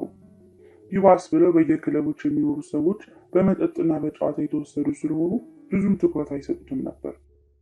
እንዲያውም አንድ ቀን በባዶ ክበብ ውስጥ ስራውን እንዳዳበረም ይናገራል። እድገቱ አመርቂ የሚባል አይደለም፣ መሻሻሎችን እያመጣ መሆኑ ግን የማይካድ ነው። ሲጀምር አካባቢ ሰራቸው የነበሩ ስራዎች የ2 ደቂቃ አካባቢ ነበሩ። ከዓመታት በኋላ የ5 ደቂቃ ገደማ ስራዎችን ማቅረብ ጀመረ። ከጥቂት ዓመታት በኋላ ደግሞ ወደ 10 ደቂቃ አሳደጋቸው። 19 ዓመቱ ላይ ሲደርስ በየሳምንቱ ለ20 ደቂቃዎች ያህል እየሰራ ነበር። ይችን 20 ደቂቃ ለመጨረስ እንዲችል ፕሮግራሙ እንዲረዝምለት 3 ግጥሞችን ማንበብ ነበረበት። በመለማመድ ሂደት 10 ዓመታትን ፈጀ። ከዚያ ደግሞ የቴሌቪዥን ፕሮግራም ጸሐፊነት ስራ ጀመረ። ቀስ በቀስ ደግሞ የራሱ የቴሌቪዥን ሾው መጀመር ቻለ። በ1970ዎቹ አጋማሽ በዘ ቱናይት ሾው እና በሳተርዴይ ናይት ላይቭ ላይ በተደጋጋሚ የሚቀርብ እንግዳ ሆነ። በስተመጨረሻም ከ15 ዓመታት ገደማ ድካም በኋላ ይህ ሰው ዝነኛ መሆን ቻለ። 60 ከተሞችን በ63 ቀናት ውስጥ፣ 72 ከተሞችን በ80 ቀናት ውስጥ፣ ከዚያ ደግሞ 85 ከተሞችን በ90 ቀኖች እየተዘዋወረ ስራዎቹን አቀረበ። በኦሃዮ በነበረው ፕሮግራሙ ላይ 18695 ሰዎች ታድመውበታል። በኒውዮርክ ለነበረው የ3 ቀናት ፕሮግራም ደግሞ 45000 ቲኬቶች ተሸጠዋል። ዘርፉን በከፍተኛ ደረጃ በመቆጣጠር ከምንጊዜም ውጤታማ ኮሜዲያን መካከል አንዱ መሆን ቻለ። ይህ ሰው ስቲቭ ማርቲን ነው። ይህ የማርቲን ታሪክ አንድ ሰው ልማዱን ለምን ያህል ጊዜ በጽናት ማስቀጠል እንዳለበት ትልቅ ማሳያ መሆን የሚችል ታሪክ ነው። ኮሜዲያንነትን ለዓይን አፋሮች አይደለም። መድረክ ላይ ወጥቶ የኮሜዲያንነት ስራን እየሰሩ የአንድንም ሰው ሳቅ እንዳለማግኘት ያለ አስጠቃቂ ሁኔታ ማሰብ አይቻልም። ስቲቭ ማርቲን ግን ይህንን ሁኔታ ለ18 ዓመታት በየሳምንቱ ተጋፍጦታል። እሱ ራሱ እንዳለው 10 ዓመታት በትምህርት፣ 4 ዓመታት በማሻሻል፣ ሌሎቹ 4 ዓመታት ደግሞ በስኬት የኖረባቸው ናቸው። ብዙ ሰዎች ተነሳሽነታቸውን ላለማጣት መታገል፣ ተራራ መግፋት ሆኖባቸው በሚኖሩበት ሁኔታ ውስጥ እንደ ማርቲን ያሉ ሰዎች ልማዳቸውን ይዘው ይህንን ያለ ርቀት መጓዝ የቻሉት ለምንድን ነው? በጥቂት ጊዜ ውስጥ ጥለው ከሚበኑ ልማዶች ይልቅ እኛን ወደምንፈልገው ቦታ የሚያደርሱ ጽኑ ልማዶችን እንዴት እንገንባ? በዚህ ረገድ ልንማራቸው የሚገቡ በርካታ ነገሮች ገና የሚቀሩ ቢሆኑም ጠቃሚነቱ የተረጋገጠ አንድ ስልት ግን አለ። ይህም ተነሳሽነትን ይዞ ለመቀጠልና መሆን የምንችለው ጫፍ ላይ ለመድረስ ማድረግ ያለብንን ነገር ሊታለፉ በሚችሉ ፈተናዎች ላይ መስራት ነው የሚል ነው። የሰው ልጅ አእምሮ መፈተንን ይወዳል። ይህ የሚሆነው ግን ትርፍ ልናገኝበት የምንችለው የከባድነትን ዞን ወይም ኦፕቲማል ዞን ኦፍ ዲፊካልቲ ውስጥ ከሆነ ብቻ ነው። ቴኒስ መጫወት የምትወድ ሰው ሆነ ከ4 ዓመት ልጅ ጋር ብትጫወት ቶሎ ይሰለቻል። ምክንያቱም በጣም ቀላል ነገር ነው እያደረግክ ያለው። ሁሉንም ዙሮች ታሸንፋለህ። በተቃራኒ ደግሞ ከሮጀር ፌዴረር ወይም ከሴሬና ዊሊያምስ ጋር ብትጫወት ተነሳሽነት ወዲያውኑ ይከስማል። ምክንያቱም ጨዋታው ፍጹም ከባድ ይሆንብሃል። አሁን በአንተ ችሎታ አቅራቢያ ካለ ሰው ጋር ቴኒስ መጫወትን አስበው። ብዙ ጨዋታዎችን ብትጫወት የተወሰኑትን ታሸንፋለህ፣ የተወሰኑትን ደግሞ ትሸነፋለህ። በተገቢ ሁኔታ ተዘጋጅተህ ከተጫወትክ ጥሩ የማሸነፍ እድል ይኖርሃል። ትኩረትን ሰብሰብ ስታደርግና የሀሳብ መሰረቅን ስታስወግድ ራስህ በጀመርከው ስራ ውስጥ በሙሉ አቅም ሰጥሞ ታገኘዋለህ። ይህ ሊታለፍ የሚችል ፈተና ክብደት ወይም ጀስት ማኔጀብል ዲፊካልቲ ነው። በተጨማሪ የጎዶሊኮስ ህግ አይነተኛ ምሳሌ። የጎዶሊኮስ ህግ የሚለው እንዲህ ነው። የሰው ልጅ የተነሳሽነቱ ጫፍ ላይ የሚደርሰው አሁን ባለው የችሎታ ጠርዝ አካባቢ ነው። በጣም ከባድ ያልሆኑ በጣምም ቀላል ያልሆኑ መካከለኛ ነገሮች ላይ። የጎዶሊኮስ ህግ ተነሳሽነታችን ጣሪያ የሚደርሰው ልንወጣ የምንችለው ከባድ ነገር ጀስት ማኔጀብል ዲፊካልቲ ቻሌንጅስ ውስጥ ስንፈተን ነው። በስነ ልቦና ጥናቶች ውስጥም ይህ የዮርኬስ ሶድሰን ህግ ተብሎ ይታወቃል። የሚገልጸው ሀሳብም የመነሳሳት ጣሪያ ወይም ኦፕቲማል አሮዥዋል በድብርትና ቦርደም እና በጭንቀት አናክሲቲ መካከል ያለ አማካኝነት ነጥብ እንደሆነ ነው። የማርቲን ታሪክ የጎልዲኮስ ህግ በተግባራዊነት አይነተኛ ምሳሌ ነው። ማርቲን በየዓመቱ የኮሜዲ ስራውን ያሳድግ ነበር፣ ግን በ1 ወይም በ2 ደቂቃ ብቻ ነው። ይህ እሱ ሁልጊዜ አዳዲስ ነገሮችን እየጨመረ ነው። በዚያው ልክ እንደሚያስቅ የተረጋገጡትን ጥቂት ቀልዶችን ይዞ ነበር የሚቀጥለው። በሙከራው እንዲቀጥል የሚያደርጉት በቂ ድሎች፣ ጠንክሮ እንዲሰራ የሚያደርጉት ደግሞ ስህተቶች ነበሩት። አንድን አዲስ ልማድ ስትጀምር ሁኔታዎች ከባድ በሆኑበት ሁኔታም ውስጥ ጥረትን ለመቀጠል ያስችል ዘንድ ባህሪውን በቻልከው መጠን ቀላል ማድረግ አለብን። ይህ ሶስተኛውን የባህሪ ለውጥ ህግስና ያነሳነው ነጥብ ነው። አንድ ልማድ ከተፈጠረ በኋላ ግን በመጠኑ ወደፊት ማራመድ ጠቃሚ ነው። እነዚህ ትናንሽ መሻሻሎች እና አዳዲስ ተግዳሮቶች በሙከራችን ላይ እንድንቆይ ያደርጉናል። በዚህ መካከል የጎልዲኮስ ህግ ውስጥ ስትገባ ውጤት የምታመጣበት ሁኔታ ውስጥ ትገባለህ። ሳይንቲስቶች ይህንን ውጤት ልናመጣበት የምንችልበት ደረጃ ላይ የመሆን ስሜት ሊያጠኑትና በቁጥር ሊገልጹት ሞክረው ነበር። በጥናታቸው እንዳረጋገጡት አንድ ሰው እዚህ ደረጃ ላይ የሚደርሰው አሁን ካለው ችሎታ በ4% አካባቢ ከፍ ሲል ነው። በእውነተኛው ዓለም ይህንን ስሜት በቁጥር መግለጽ ቀላል አይደለም። የጎልዲኮስ ህግ መሰረታዊ ሀሳብ ግን ጸንቶ ይኖራል። ልንወጣው የምንችለው ሁኔታ ውስጥ መኖር ተነሳሽነታችንን ይዘን እንድንቀጥል ይረዳናል። መሻሻል በቋሚ የተቀመጠ ነገርን ይፈልጋል። ተነሳሽነትን በሚያስቀጥል ሁኔታ ለውጥ እያመጣህ እያለ ወደ ውጤት ኮሪደሩ የሚገፉ ተግዳሮቶች መፈለግ አለብን። ባህሪዎች ሳቢና ማራኪ የሆኑ ዘንድ ሁልጊዜም አዲስ መሆን አለባቸው። ሁልጊዜም በአንድ አይነት ባህሪያት መቀጠል አሰልቺ ነው። መሰልቸት ደግሞ ወደ መሻሻል በሚደረገው ጉዞ ውስጥ የምናገኘው ከሁሉም የበለጠ ተንኮለኛ የሆነው ገጸ ባህሪ ነው። መሰልቸትን መቋቋም በትኩረት ስለመቀጠል። የቤዝቦል ህይወቴ ሲቋጭ አዲስ ስፖርትን ለመጀመር እያማተርኩ ነበር። አንድ ጊዜ የክብደት ማንሳት ስፖርት ቡድን ተቀላቅዬ ነበር እና እዚያ ጂም ውስጥ በነበርኩበት ወቅት አንድ ታዋቂ አሰልጣኝ ጎብኝቶኝ ነበር። ይህ አሰልጣኝ በአሰልጣኝነት ዘመኑ ከበርካታ ታላላቅ አትሌቶች ጋር ሰርቷል።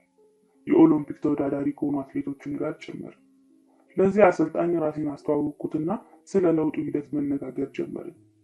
በምርጥ አትሌቶችና በሌሎች ተራ ሰዎች መካከል ያለው ልዩነት ምንድነው ብዬ ጠየቅኩት።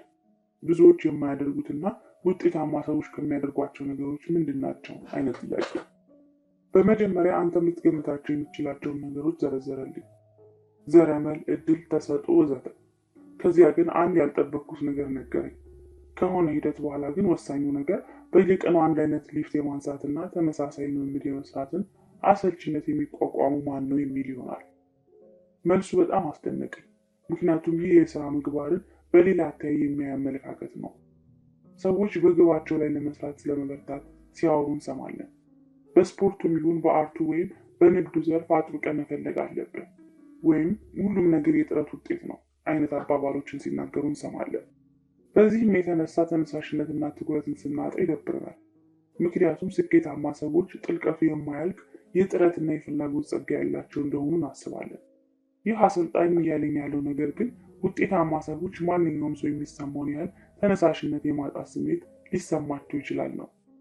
ልዩነቱ እውነተኛ ውጤታማ ሰዎች ከድብርታቸው ተመንጭቀው የሚነሱባቸውን መንገዶች አጥብቀው ፈልገው የሚያገኙ መሆናቸውን ነው። አንድ ነገር በደንብ ማወቅ ልምምድን ይጠይቃል። አንድ ነገር እየደጋገምክ በሄድክ ቁጥር ግን አሰልቺ ይሆንብሃል። አንድ ጊዜ የጀማሪነት ጥቅም ከተቀበልክና ምን መጠበቅ እንዳለብህ ካወቅም በኋላ ፍላጎታችን እየጠፋ መሄድ ይጀምራል። ይህ ነገር እንዲያውም አንዳንድ ጊዜ ከዚህም በላይ ፈጥኖ ሊመጣ ይችላል። ማድረግ ያለብህ ነገር የምታደርገውን ነገር ለተወሰኑ ቀናት ከተገበርክ በኋላ አንድ ቀን ቢያስተጓጉልብህ ያን ያህል ትልቅ ስሜት እንዲፈጥርብህ አለመፍቀር ነው። ነገሮች ሁሉ በጥሩ ሁኔታ እየሄዱ አይደሉም የሚል ስሜት አይሰማም። የአንድን ቀን ማስተጓጎል ምክንያታዊ የሚያደርጉልህ ነገሮችንም አታጣም። የስኬት ትልቁ ጠላት መሰላቸት ወይም ቦርደም እንጂ ውድቀት ወይም ፌልቸር አይደለም። በልማዶቻችን የምንደበረው ማስደሰታቸውን ስለሚያቆሙ ነው። ውጤቱ የሚጠበቅ ይሆናል። ልማዶቻችን ተራ እየሆኑ በሄዱ ቁጥር ደግሞ አዲስነትን ለመፈለግ ስንል የለውጥ ሂደታችን አቅጣጫ መቀየር እንጀምራለን። በእርግጥም ከአንድ ነገር ወደ ሌላ ነገር ስንዘል የምንገኘው በዚህ ምክንያት ነው። በተነሳሽነት ላይ ትንሽ መጎራበት ሲያጋጥመን አዲስ ስልት መፈለግ እንጀምራለን። የበፊቱ ስልታችን በጥሩ ሁኔታ እየሰራ ቢሆንም ብዙ ጊዜ ልማዶችን የሚፈጥሩ ምርቶች ሁልጊዜ አዳዲስ ነገሮችን የሚያመጡ ምርቶች የሆኑትም ለዚያ ነው። እንደዚህ አይነት ምርቶች ያለማቋረጥ አዳዲስ ነገሮችን እያመጡ ተነሳሽነታችንን ስለሚያድሱት ነው ልማድ እስኪሆኑብን ድረስ የምንጠቀማቸው። በስነ ልቦና የተለዋዋጭ ሽልማት ወይም ቫሪያብል ሪዋርድ ይባላል። እነዚህ ምርቶች የሚያስገኟቸው ሽልማቶች በማይታወቅ የጊዜ ቆይታ እየተቀያየረና ተጠቃሚውን እንዲያነሳሳ እየተደረገ ይመጣል። ይህ ደግሞ ከፍተኛ የዶፓሚን መመረትንና ትውስታን በመቀስቀስ የልማድ ምስረታን ያፋጥናል። ተለዋዋጭ ሽልማቶች መቋመጥን አይፈጥሩም። ማለትም ሰዎች የማይፈልጓቸውን ሽልማቶች ወስደህ ባልተጠበቀ ሰዓት በመስጠት ሀሳባቸውን እንዲቀያየሩ ተስፋ ማድረግ አትችልም። ይሁን እንጂ እነዚህ አይነት ሽልማቶች መሰላቸትን ስለሚያስወግዱ አስቀድሞ የነበረን መቋመጥ ከፍ ለማድረግ በጣም ይጠቅማሉ። የፍላጎት በጣም ጣፋጭ ጊዜ የሚመጣው በስኬትና በውድቀት መካከል 50-50 ላይ ስንሆን ነው።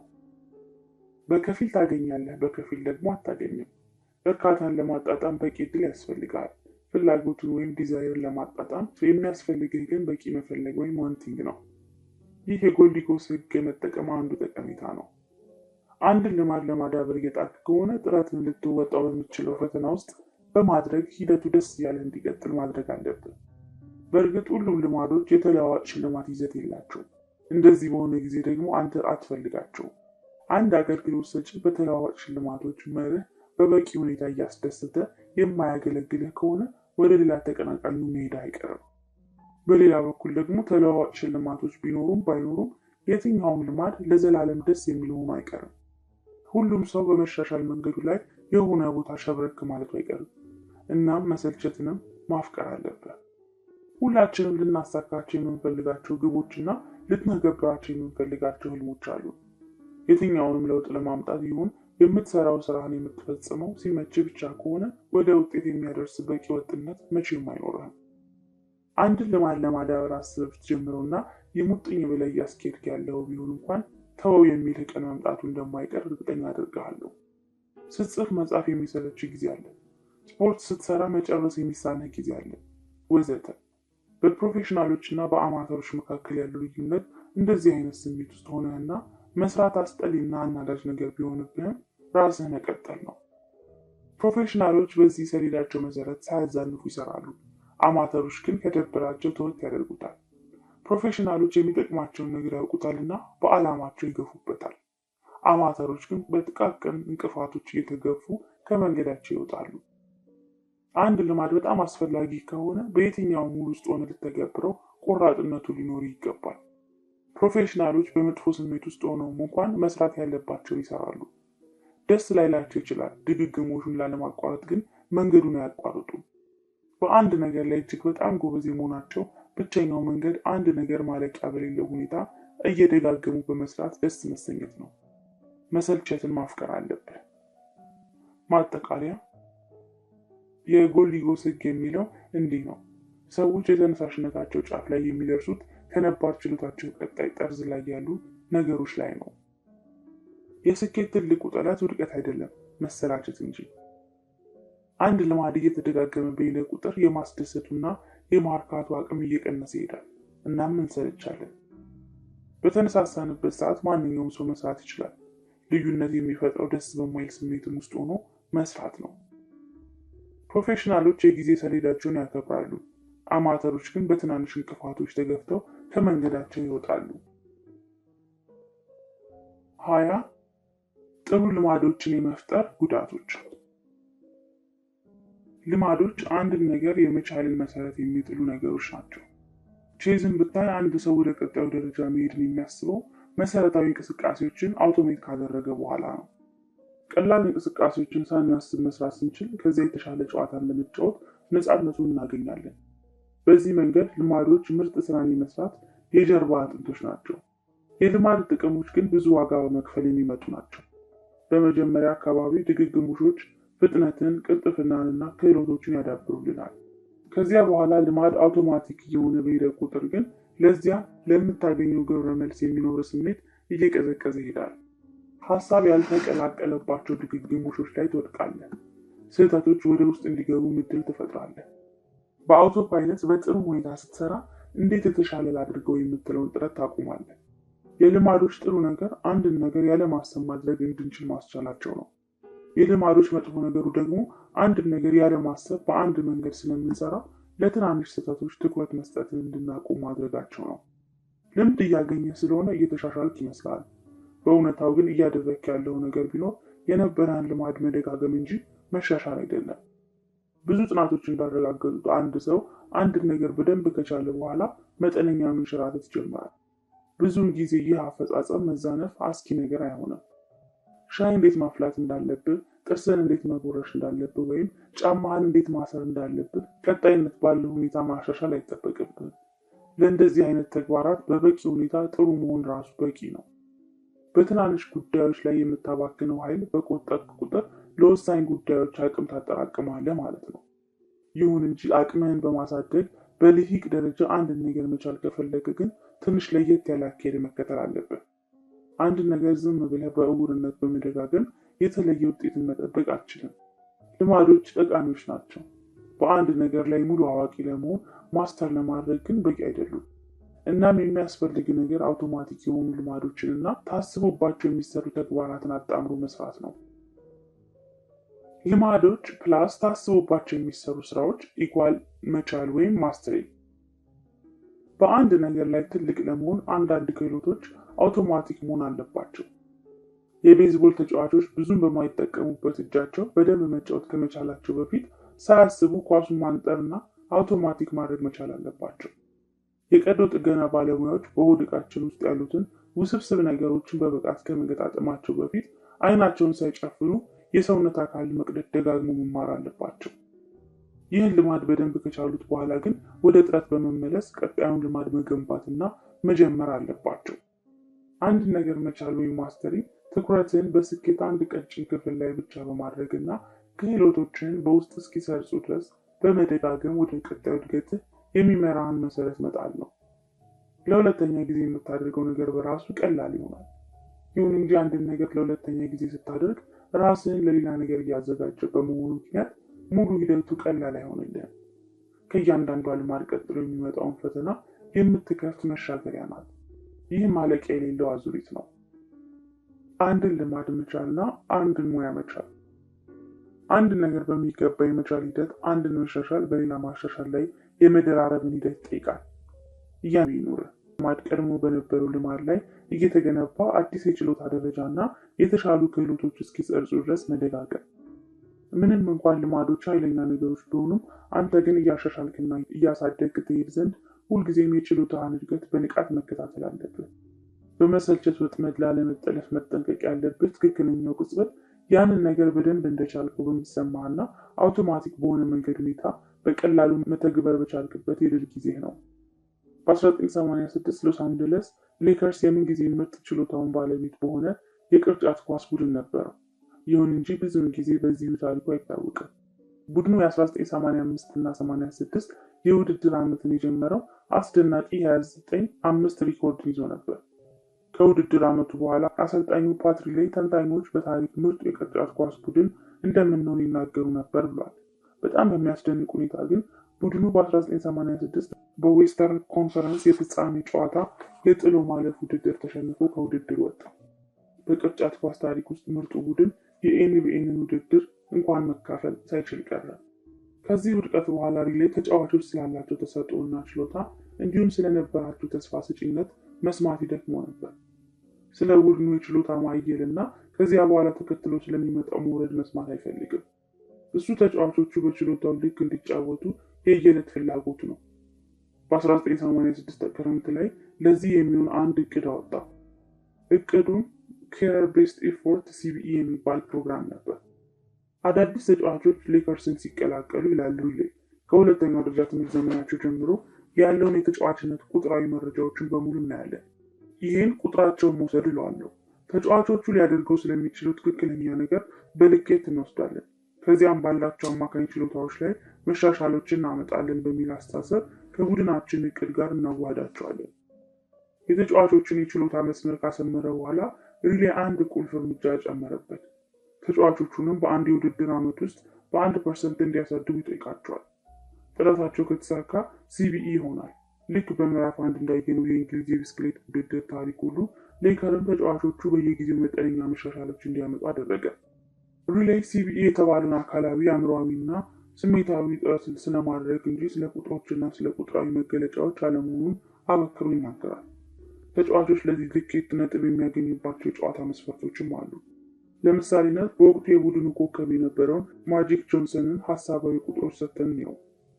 ጆንሰን 11 ነጥቦች በማስመዝገብ 8 የሪባውንድ ኳሶችን በመከላከል 12 ለጎል የሚሆኑ ኳሶችን በማቀበል 2 ኳሶች እንዲመለሱ በማድረግ እና 5 ኳሶችን በማስነጠቅ ይህን የመሰለ አፈጻጸም ነበረው በል።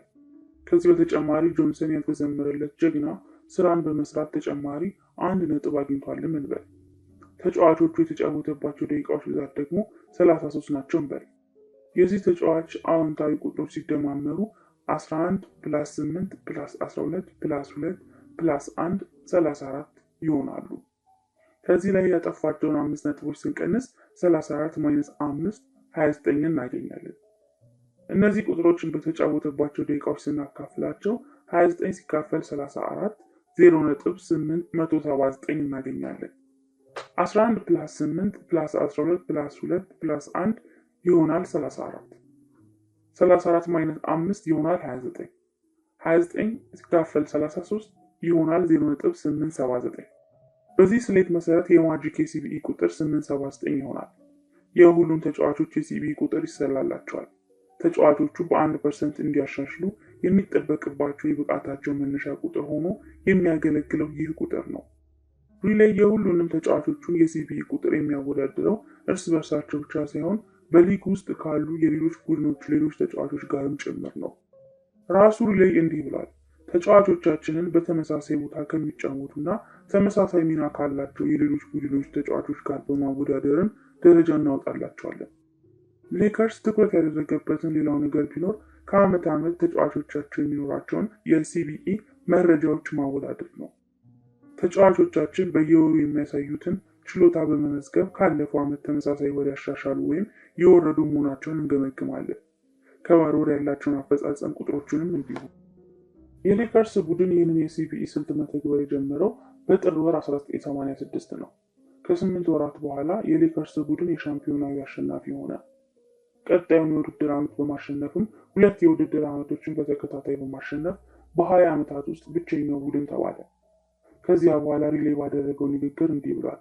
ለየትኛውም ዘርፍ ልምምድን ይዞ መቀጠል በጣም ጠቃሚ ነገር ነው። የስኬት መንገዱ ነገሮች የሚሰሩበትን ትክክለኛ መንገድ መለየትና ያንን መንገድ መደጋገም ነው። ይህ የሲቢኢ ፕሮግራም ተመልሶ የማየትና የመገምገምን ወይም ሪፍሌክሽን ኤንድ ሪቪው ኃይል የሚያሳይ አይነተኛ ምሳሌ ነው። የሌከር ተጫዋቾች አስቀድሞ ችሎታ የነበራቸው ናቸው። የሲቢ ፕሮግራም የረዳቸው ያላቸውን ነገር አሟጠው ማውጣት እንዲችሉና ልማዳቸውን እያሻሻሉ እንዲሄዱ ነው። ተመልሶ ማየትና መገምገም የሁሉንም ልማዶች የረዥም ጊዜ መሻሻሎች ለማምጣት ያስችላል። ምክንያቱም ስልቱ ስህተቶችን እንድታይ በማድረግ መሻሻሎች እንድታመጣ ይረዳል። ግምገማ ለስህተቶቻችን ምክንያቶችን በማበጀት እና ምክንያታዊ ሆኖ እንዲታዩ በማድረግ ራሳችንን መዋሸታችንን እንድናቆም ያደርገናል። እንደዚህ ካልሆነ ዛሬ ከትናንት የተሻለ እየሰራን መሆን አለመሆናችንን ልናውቅበት የምንችልበት ሂደት የለም። በሁሉም ዘርፎች ያሉ ስኬታማ ሰዎች በተለያዩ የግምገማ ሂደቶች ውስጥ ያልፋሉ። ሂደቱ ግን ውስብስብ መሆን አይገባውም። ኢሊዩድ ኢቶንጌ ዓለማችን ካየቻቸው የማራቶን ሯጮች እና የኦሎምፒክ አሸናፊዎች መካከል አንዱ ነው። ይህ አትሌት ከእያንዳንዱ ልምምዱ በኋላ ማስታወሻ በመያዝና አፈጻጸሙን በመገምገም ማሻሻል የሚጠበቁበትን ነገሮች ይለያል። ይህንን የሚያደርጉት አትሌቶች ብቻ አይደሉም። ኮሜዲያኑ ክሪስ ሮክ ሁልጊዜ አዳዲስ ስራዎችን ይዞ ሲመጣ በመጀመሪያ በትናንሽ ምሽት ቤቶች ውስጥ ብዙ ጊዜ ይሞክራቸዋል።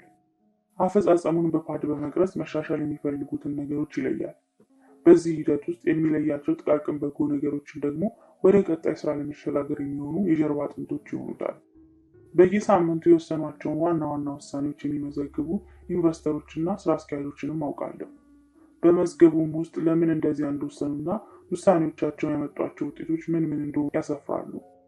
ከዚያም በወሩ መጨረሻ ምርጫቸውን ይገመግሙና ትክክል የሆኑባቸውና የተሳሳቱባቸውን ሁኔታዎች ለይተው ያስቀምጣሉ። መሻሻል ልማዶችን መማር ብቻ አይደለም፣ ልማዶችን እያስተካከሉ ማሻሻልም እንጂ። እያዩ መገምገም ጊዜን በተገቢ ሁኔታ እየተጠቀምኩ መሆን አለመሆንን እና ማሻሻያዎችን ማድረግ ባሉብህ ቦታዎች ላይ ማድረግን የሚያረጋግጥልህ ስልት ነው። አንድ ልማድ ውጤታማ መሆኑ ካከተመ ይዘው ልትቀጥል አያስፈልግም። እኔም በግሌ ሁለት አይነት ተመልሶ የማየትና የመገምገም ስልቶችን እጠቀማለሁ። በእያንዳንዱ የታህሳስ ወር ዓመታዊ ግምገማ አደርጋለሁ። በዚህ ግምገማ ላለፈው አንድ ዓመት ያደረግኳቸውን ነገሮች ይገመግማለሁ። የዓመቱን አፈጻጸምን የማደራጃቸው ደግሞ ምን ያህል አርቲክሎች እንደጻፍኩ፣ ምን ያህል ቦታዎች እንደጎበኘው፣ ምን ያህል መጽሐፎች እንዳነበብኩ ወዘተ በመዘርዘር ነው። ከዚያም ያሳየሁበትን እድገት በሚከተሉት 3 ጥያቄዎች በመፈተን ይገመግማለሁ። አንደኛ፣ በዚህ ዓመት በጥሩ ሁኔታ የፈጸምኳቸው ስራዎች ምን ናቸው? ሁለተኛ፣ በዚህ ዓመት በጥሩ ሁኔታ ያልፈጸምኳቸው ስራዎች ምን ናቸው? ሶስተኛ፣ ከነዚህ መማር የሚችለው ምንድን ነው? ከ6 ወራት በኋላ ክረምቱ ሲገባ ደግሞ የግልጸኝነት ሪፖርት አዘጋጃለሁ። እንደ ማንኛውም ሰው በርካታ ስህተቶችን እሰራለሁ። ሪፖርትም የተሳሳትኩባቸው ቦታዎችን በመጠቆም ወደ መንገዴ ለመግባት በቂ ተነሳሽነት ይሰጠኛል። ሪፖርቱን ዋና ዋና እሴቶችን ለማየትና ከነሱ አንጻር እየኖርኩ መሆን አለመሆኔን ለመለየት እጠቀምበታለሁ። ይህ በማንነቴ ላይ አስተያየት የምሰጥበትና የምፈልገውን አይነት ሰው ለመሆን እንዴት መቀጠል እንዳለብኝ የምገመገምበት ስራ ነው። ዓመታዊ የግልጸኝነት ሪፖርት የሚከተሉትን 3 ጥያቄዎችን ይመስላል። አንደኛ፣ ህይወቴንና ስራዬን የሚመሩት ዋና ዋና እሴቶቼ ምን ናቸው? ሁለተኛ፣ አሁን ላይ እንዴት በግልጸኝነት እየኖርኩና እየሰራው ነው? ሶስተኛ፣ ለወደፊት ከፍ ያሉ መለኪያዎችን ማስቀመጥ የምችለው እንዴት ነው? እነዚህ 2 ሪፖርቶች ብዙ ጊዜ የሚወስዱ ነገሮች አይደሉም። በዓመት ጥቂት ሰዓታትን ብቻ ነው የሚፈልጉት። እነዚህ ሰዓታት ግን ራስን የማሻሻል ወሳኝ ሰዓታት ናቸው። ሪፖርቶቹ ትኩረቴን በማጣበት ጊዜ ከሚመጡ መንሸራተቶችም ያድኑኛል። የምፈልገውን ማንነት እንደገና እንዳይና ይህንን ማንነቴን ለማምጣት የሚረዱኝ ምን ያህል ልማዶች እንዳዳበርኩ የሚያስታውሱኝ ዓመታዊ ጠቋሚዎች ይሆኑኛል። መቼ ያሉኝን ልማዶች በማሻሻል አዳዲስ ፈተናዎችን መጋፈጥ እንዳለብኝና ጥረቶችን ገታ በማድረግ ከመሰረታዊዎቹ ጋር ማስማማት እንዳለብኝም ይጠቁሙኛል። ግምገማ የተለያዩ እይታዎችንም ያመላክተዋል። የየዕለት ልማዶች ለውጥ መፍጠር የሚችሉ የሚሆኑት በሚደራረቡበት ሁኔታ ነው። ይሁን እንጂ በእያንዳንዷ የየቀን ምርጫችን ላይ አብዝቶ መጨነቅ ራስን በመስተዋት ውስጥ ከ1 ኢንች ርቀት ላይ ሆኖ እንደመመልከት ነው። እያንዳንዷን ጎዶሎ ማየት ትችላለህ፣ ትልቁን ስዕል ግን አታየውም። ብዙ ግብረ መልሶች ይመጣሉ። በተቃራኒው ደግሞ ልማዶችን ፈጽሞ አለመገምገም ፈጽሞ ራስን በመስተዋት ውስጥ አለማየት ነው። መስታወት አለማየት ደግሞ በቀላሉ መጠገን የሚችሉ ክፍተቶችን ሳንደፍን እንድንቀር ያደርጉናል። በጥርስ ውስጥ ያለችን ጎመን ወይም በሸሚዝ ላይ ያለን ቆሻሻ ሳያዩ እንደመቅረት።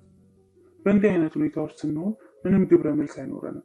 እናም በየጊዜው የሚካሄድ ማየትና መገምገም ከተገቢው ርቀት ላይ ሆኖ ራስን በመስታወት ውስጥ እንደማየት ነው። በተገቢው ርቀት ላይ ሆነ ራስን በመስታወት ስታይ ትልቁን ስዕል ሳታጣ በቀላሉ መወገድ የሚችሉ ድክመቶችን መለየት ትችላለህ። በስተመጨረሻም ተመልሶ ማየትና መገምገም የባህሪ ለውጥ ዋነኛ አካል የሆነውን ነገር ማንነትን እንደገና የምናይበትን አነስተኛ ምቹ ጊዜ ይሰጠናል። ወደ ኋላ የሚመልሱንን እምነቶች መስበር። በመጀመሪያ አካባቢ ልማድን መደጋገም ለምትፈልገው ማንነት ማስረጃዎችን ለማደራጀት የግድ የሚል ጠቃሚ ነገር ነው። አንድ ጊዜ አዲሱን ማንነትን መቆናጠጥ ስትጀምር ግን አንዳንድ አስተሳሰቦች ከቀጣይነት እድገት ወደ ኋላ ይጎትተዋል። ከአንተ በተቃራኒ መስራት ሲጀምሩብህ ደግሞ ማንነትን የመኩራት አይነት ስሜት ይፈጥርና ደካማ ነገሮችን እንዳታይ በማድረግ በእውነተኛ እድገትህ እንዳትቀጥል ያደርገዋል። ይህ ልማድን የመገንባት ዋናው ጉዳት ነው። አንድን ሀሳብ በጣም የምናከብረው በሆነ መጠን ከማንነታችን ጋር ይተሳሰራል። ይህንን ሀሳብ ከትችት የምንከላከልበት መንፈስና ጥረትን በዚያው ልክ ከፍ ይላል። ይህንን በሁሉም ዘርፎች ማየት ትችላለህ። ፈጠራ የተሞላበትን የማስተማር ስልት እምቢ ብሎ የለመደው የትምህርት እቅድ ላይ ሙጭጭ የሚል መምህር፣ በራሱ መንገድ ብቻ የሚያስኬድ የስራ መሪ፣ የረዳቱን ምክር የማይቀበል የቀዶ ጥገና ባለሙያ፣ ከአንድ ልማድ ጋር ያለን ቁርኝነት የጠበቀ በሆነ ቁጥር ካለንበት ደረጃ በላይ ለማደግ ከባድ ይሆንብናል። ለዚህ አንደኛው መፍትሄ የትኛውም የማንነት አካል የህልውና ምሰሶ እንዲሆን አለመፍቀድ ነው። ኢንቨስተሩ ፓውል ግርሃም እንዳለው ማንነትህን ትንሽ አድርገህ ያዝ። አንድ እምነት ብቻ አንተን እንዲገልጽ ከፈቀድ ህይወት ስትፈትንህ የምትቋቋምበት አቅም ያጥራል። ራስህን ከአንድ ማንነት ጋር በጥብቅ ካቆራኘ ቶሎ ተሰባሪ ትሆናለህ። ምክንያቱም ያንን ማንነት ስታጣ አንተነትህን ታጣለህ። ለብዙዎች የወጣትነት ዘመናት የማንነት የዋናው አካል አትሌት መሆን ነበር። የቤዝቦል ህይወቴ ሲቋጭ ግን ራሴን ለማግኘት ትግል ሆነብኝ። እድሜ ዘመንህን ሁሉ አንድን ማንነት ብቻ ስትከላከል ቆይተህ ያ ማንነት ከፈረሰ ከዚያ በኋላ አንተ ማን ነህ? ወታደሮችና ስራ ፈጣሪዎችም ተመሳሳይ ስሜቶችን ያስተናግዳሉ። ማንነትህ ጀግና ወታደር ነኝ በሚል እምነት ላይ የተመሰረተ ከሆነ የወታደርነት ዘመን ሲያልቅ ምን ትሆናለህ? ለብዙ የቢዝነስ ባለቤቶች ማንነታቸው እኔ ስራ አስኪያጅ ነኝ፣ እኔ መስራች ነኝ እና በመሳሰሉት እምነቶች ላይ የተጣበቀ ነው። ዘመንህን ሁሉ ያሳለፍከው በቢዝነስ ላይ በመስራት ከሆነ ቢዝነሱን ከሸጥክ በኋላ አንተ ማን ነህ?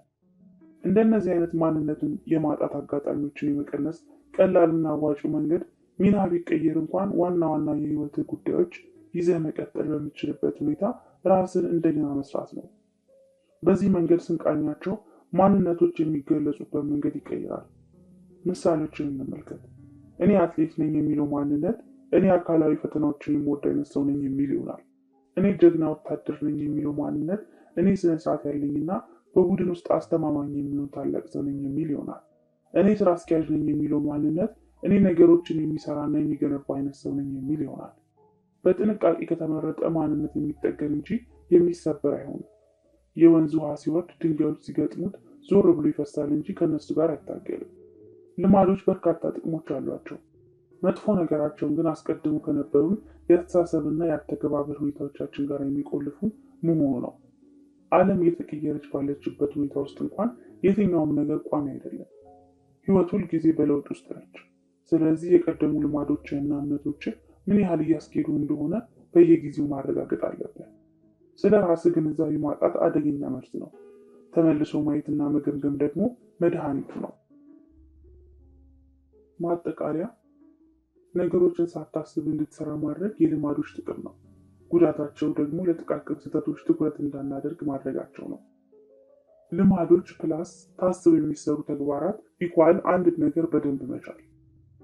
ተመልሶ ማየትና መገምገም አፈጻጸምህን በየጊዜው ለማየት የሚጠቅም ስልት ነው። ከአንድ ማንነት ጋር ያለን ትስስር የጠበቀ በሆነ ቁጥር ከዚያ በላይ ማደግ ከባድ እየሆነብን ይሄዳል። መቋጫ፣ ዘላቂ ውጤቶችን የማምጣት ሚስጥር። የሶሪተስ ፓራዶክስ የሚባል አንድ የጥንታውያን ግሪኮች ወግ አለ። ይህ ወግ የሚያወራው ትናንሽ ተግባራትን ለብዙ ጊዜ ሲደጋገሙ ሊያመጡት ስለሚችሉት ተጽዕኖ ነው። አንደኛው የፓራዶክሱ ሀሳብ ይህ ነው። አንድ ሳንቲም ሰውን ሀብታም ታደርጋለች። ለአንድ ሰው 10 ሳንቲሞች ሰጥተው ሀብታም ሆኗል ልትል አትችልም። ሌላ 10 ሳንቲም የጨመርክለት ከሄድክስ የሆነ ጊዜ ላይ አንድ ሳንቲም ሰውን ሀብታም የማታደርግ ከሆነች ማንም ሀብታም መሆን እንደማይችል ለማመን ትገደዳለህ። ስለ አቶሚክ ልማዶች ተመሳሳይ ነገርን ማለት እንችላለን። አንድ ትንሽ ለውጥ ህይወትህን ትቀይራለች። አዎ የማለት እድላችን ዝቅተኛ ነው። ሌላ ለውጦችን መጨመር ከቻልክስ የሆነ ጊዜ ላይ ህይወትህ በጥቃቅን ለውጦች እንደተቀየረ ማመን ግድ ይሆንብሃል። የልምድ ለውጥ ቅዱስ ጽዋ በሺዎች የሚቆጠሩ የትናንሽ ለውጦች ድግግሞሽ እንጂ አንዲት የ1% ለውጥ አይደለችም። እያንዳንዳቸው የጠቅላላው ስርዓት አካል የሆኑ የአውቶማቲክ ልማዶች ጥርቅም ነው። በመጀመሪያ አካባቢ ትናንሽ ለውጦች ብዙ ትርጉም የማያመጡ መስለው ይታዩናል።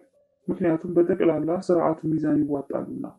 ልክ አንድ ሳንቲም ሰውን ሀብታም እንደማታደርገው ሁሉ አንድ አዎንታዊ ለውጥ የሚታይ ለውጥ ልታመጣ አትችልም። በጊዜ ሂደት አንድን ትንሽ ለውጥ በሌላ ትንሽ ለውጥ ላይ እየደረግክ ስትሄድ የህይወትህ ሚዛን መንቀሳቀስ ይጀምራል። እያንዳንዷ መሻሻልም በሚዛኑ አዎንታዊ ሳህን ላይ ጠጠሮች እንደመጨመር ናት። ይህንን ሂደት ማስቀጠል ከቻልክ የሆነ ነጥብ ላይ ጫፍህን ትነካለህ። በድንገት ጥሩ ልማዶችን ይዞ መቀጠል የቀላል ስሜት ይኖረዋል። የስርዓቱ ክብደትም አንተን ከማዳከም ይልቅ ለአንተ ወግኑ ይሰራልሃል። በመጽሐፉ የተለያዩ ክፍሎች ውስጥ የበርካታ ውጤታማ ሰዎችን ታሪኮች አይተናል። በየዘርፎቻቸው ጫፍ ላይ ለመድረስ የትናንሽ ልማዶችን ሳይንስ ስለተገበሩ የኦሎምፒክ አሸናፊዎች፣ ሽልማቶችን ያሸነፉ አርቲስቶች፣ የቢዝነስ መሪዎች፣ የህይወት አድን ሐኪሞችና ኮሜዲያኖች። እነዚህ እያንዳንዳቸው ግለሰቦች፣ ቡድኖችና ድርጅቶች ብዙ አይነት ሁኔታዎችን ተጋፍጠዋል። ሁሉም ግን ቀጣይነት ያላቸው ትናንሽ ለውጦችን በመጠቀም ወደ አንድ ድል አድራጊነት አቅጣጫ ገስግሰዋል። ስኬት ግብን ማሳካት ወይም የድል መስመርን መበጠስ አይደለም። ስኬት የማሻሻልና ቀጣይነት ባለው ሁኔታ የማሳደግ ስርዓት ነው። በምዕራፍ 1 ስር እንዲህ ብለናል። ልማድን መቀየር ከባድ ሆኖብህ ከሆነ ችግሩ ያንተ አይደለም፣ ችግሩ የስርዓትህ ነው። መጥፎ ልማዶች እየተደጋገሙ የሚከሰቱት ልትቀይራቸው ስላልፈለግህ ሳይሆን የተሳሳተ የለውጥ ስርዓት ስላለህ ነው። ይህ መጽሐፍ ወደ መገባደዱ ሲደርስ ደግሞ እውነቱ የዚህ ተቃራኒ እንደሆነ ገምታለሁ። አሁን በአራቱ የባህሪያት ለውጥ ህጎች አማካኝነት የተሻሉ ስርዓቶችን በመዘርጋት የተሻሉ ባህሪያትን የምታዳብርባቸው በርካታ ስልቶች እና መሳሪያዎች ይዘሃል። አንዳንድ ጊዜ ልማድ ለማስታወስ ከባድ ይሆንብሃል። ስለዚህ ግልጽ ማድረግ አስፈላጊ ይሆናል። በሌሎች ጊዜያት ደግሞ መጀመር ደስ የማይል የሚሆንበት ጊዜ ይመጣል። ስለሆነም ሳቢ ማድረግ ይኖርብሃል። በብዙ አጋጣሚዎች ደግሞ ልማዶችን ማድረግ ከባድ ሊሆንብህ ይችላል። ስለዚህ ቀላል ማድረግ አለብህ። አንዳንድ ጊዜ ደግሞ አንድን ልማድ ማስቀጠል ደስ የማይል ሊሆንብህ ይችላል። ስለዚህ አርኪ ማድረግ አለብህ። እዚህ ጋር ልማዶች ጥረት አይፈልጉም። ግልጽ፣ ሳቢ፣ ቀላል፣ አርኪ። እዚህ ጋር ልማዶች ከባድ ናቸው። የማይታይ፣ የማይስብ፣ ከባድ፣ የማያረካ። አንዳንድ ጥሩ ልማዶችን ግልጽ፣ ሳቢ፣ ቀላልና አርኪ በማድረግ ከቀኝ ወደ ግራ መግባት ትፈልጋለህ። በሌላ በኩል ደግሞ መጥፎ ልማዶችን የማይታይ፣ የማይስብ፣ ከባድና የማይረካ በማድረግ ከቀኝ ወደ ግራ መሰብሰብ ትፈልጋለህ። ይህ ቀጣይነት ያለው ሂደት ነው። ማብቂያ የለውም። ቋሚ መፍትሄም የለም። ለማሻሻል በፈለግ ጊዜ ሁሉ ቀጣዩን የጠርሙስ አንገት እስክታገኝ ድረስ በአራቱ የባህሪያት ለውጥ ህጎች ውስጥ መሽከርከር ትችላለህ። ግልጽ አድርገው፣ ሳቢ አድርገው፣ ቀላል አድርገው፣ አርኪ አድርገው። ይህንን ሂደት ደጋግመው የ1% መሻሻል መንገድን እስክታገኝ ድረስ። ዘላቂነት ያላቸውን ውጤቶች የማምጣት ሚስጥሩ መሻሻልን ፈጽሞ አለማቆም ነው። መሻሻል እስካላቆምክ ድረስ መስራት የምትችለው ነገር ትልቅነት አስደናቂ ነው። መስራት ካላቆምክ መገንባት የምትችለው ቢዝነስ አስደናቂ ነው። ልምምድ መስራት ካላቆምክ የምትገነባው የሰውነት ቅርጽና ጤንነት አስደናቂ ነው። መማር ካላቆምክ የምትሰበስበው እውቀት ብዛት አስደናቂ ነው፣ ወዘተ። ትናንሽ ልማዶች አይደመሩም፣ ይደራረባሉ እንጂ። ይህ የአቶሚክ ልማዶች አስደናቂ ኃይል ነው። ጥቃቅን ለውጦች አስደናቂ ውጤት።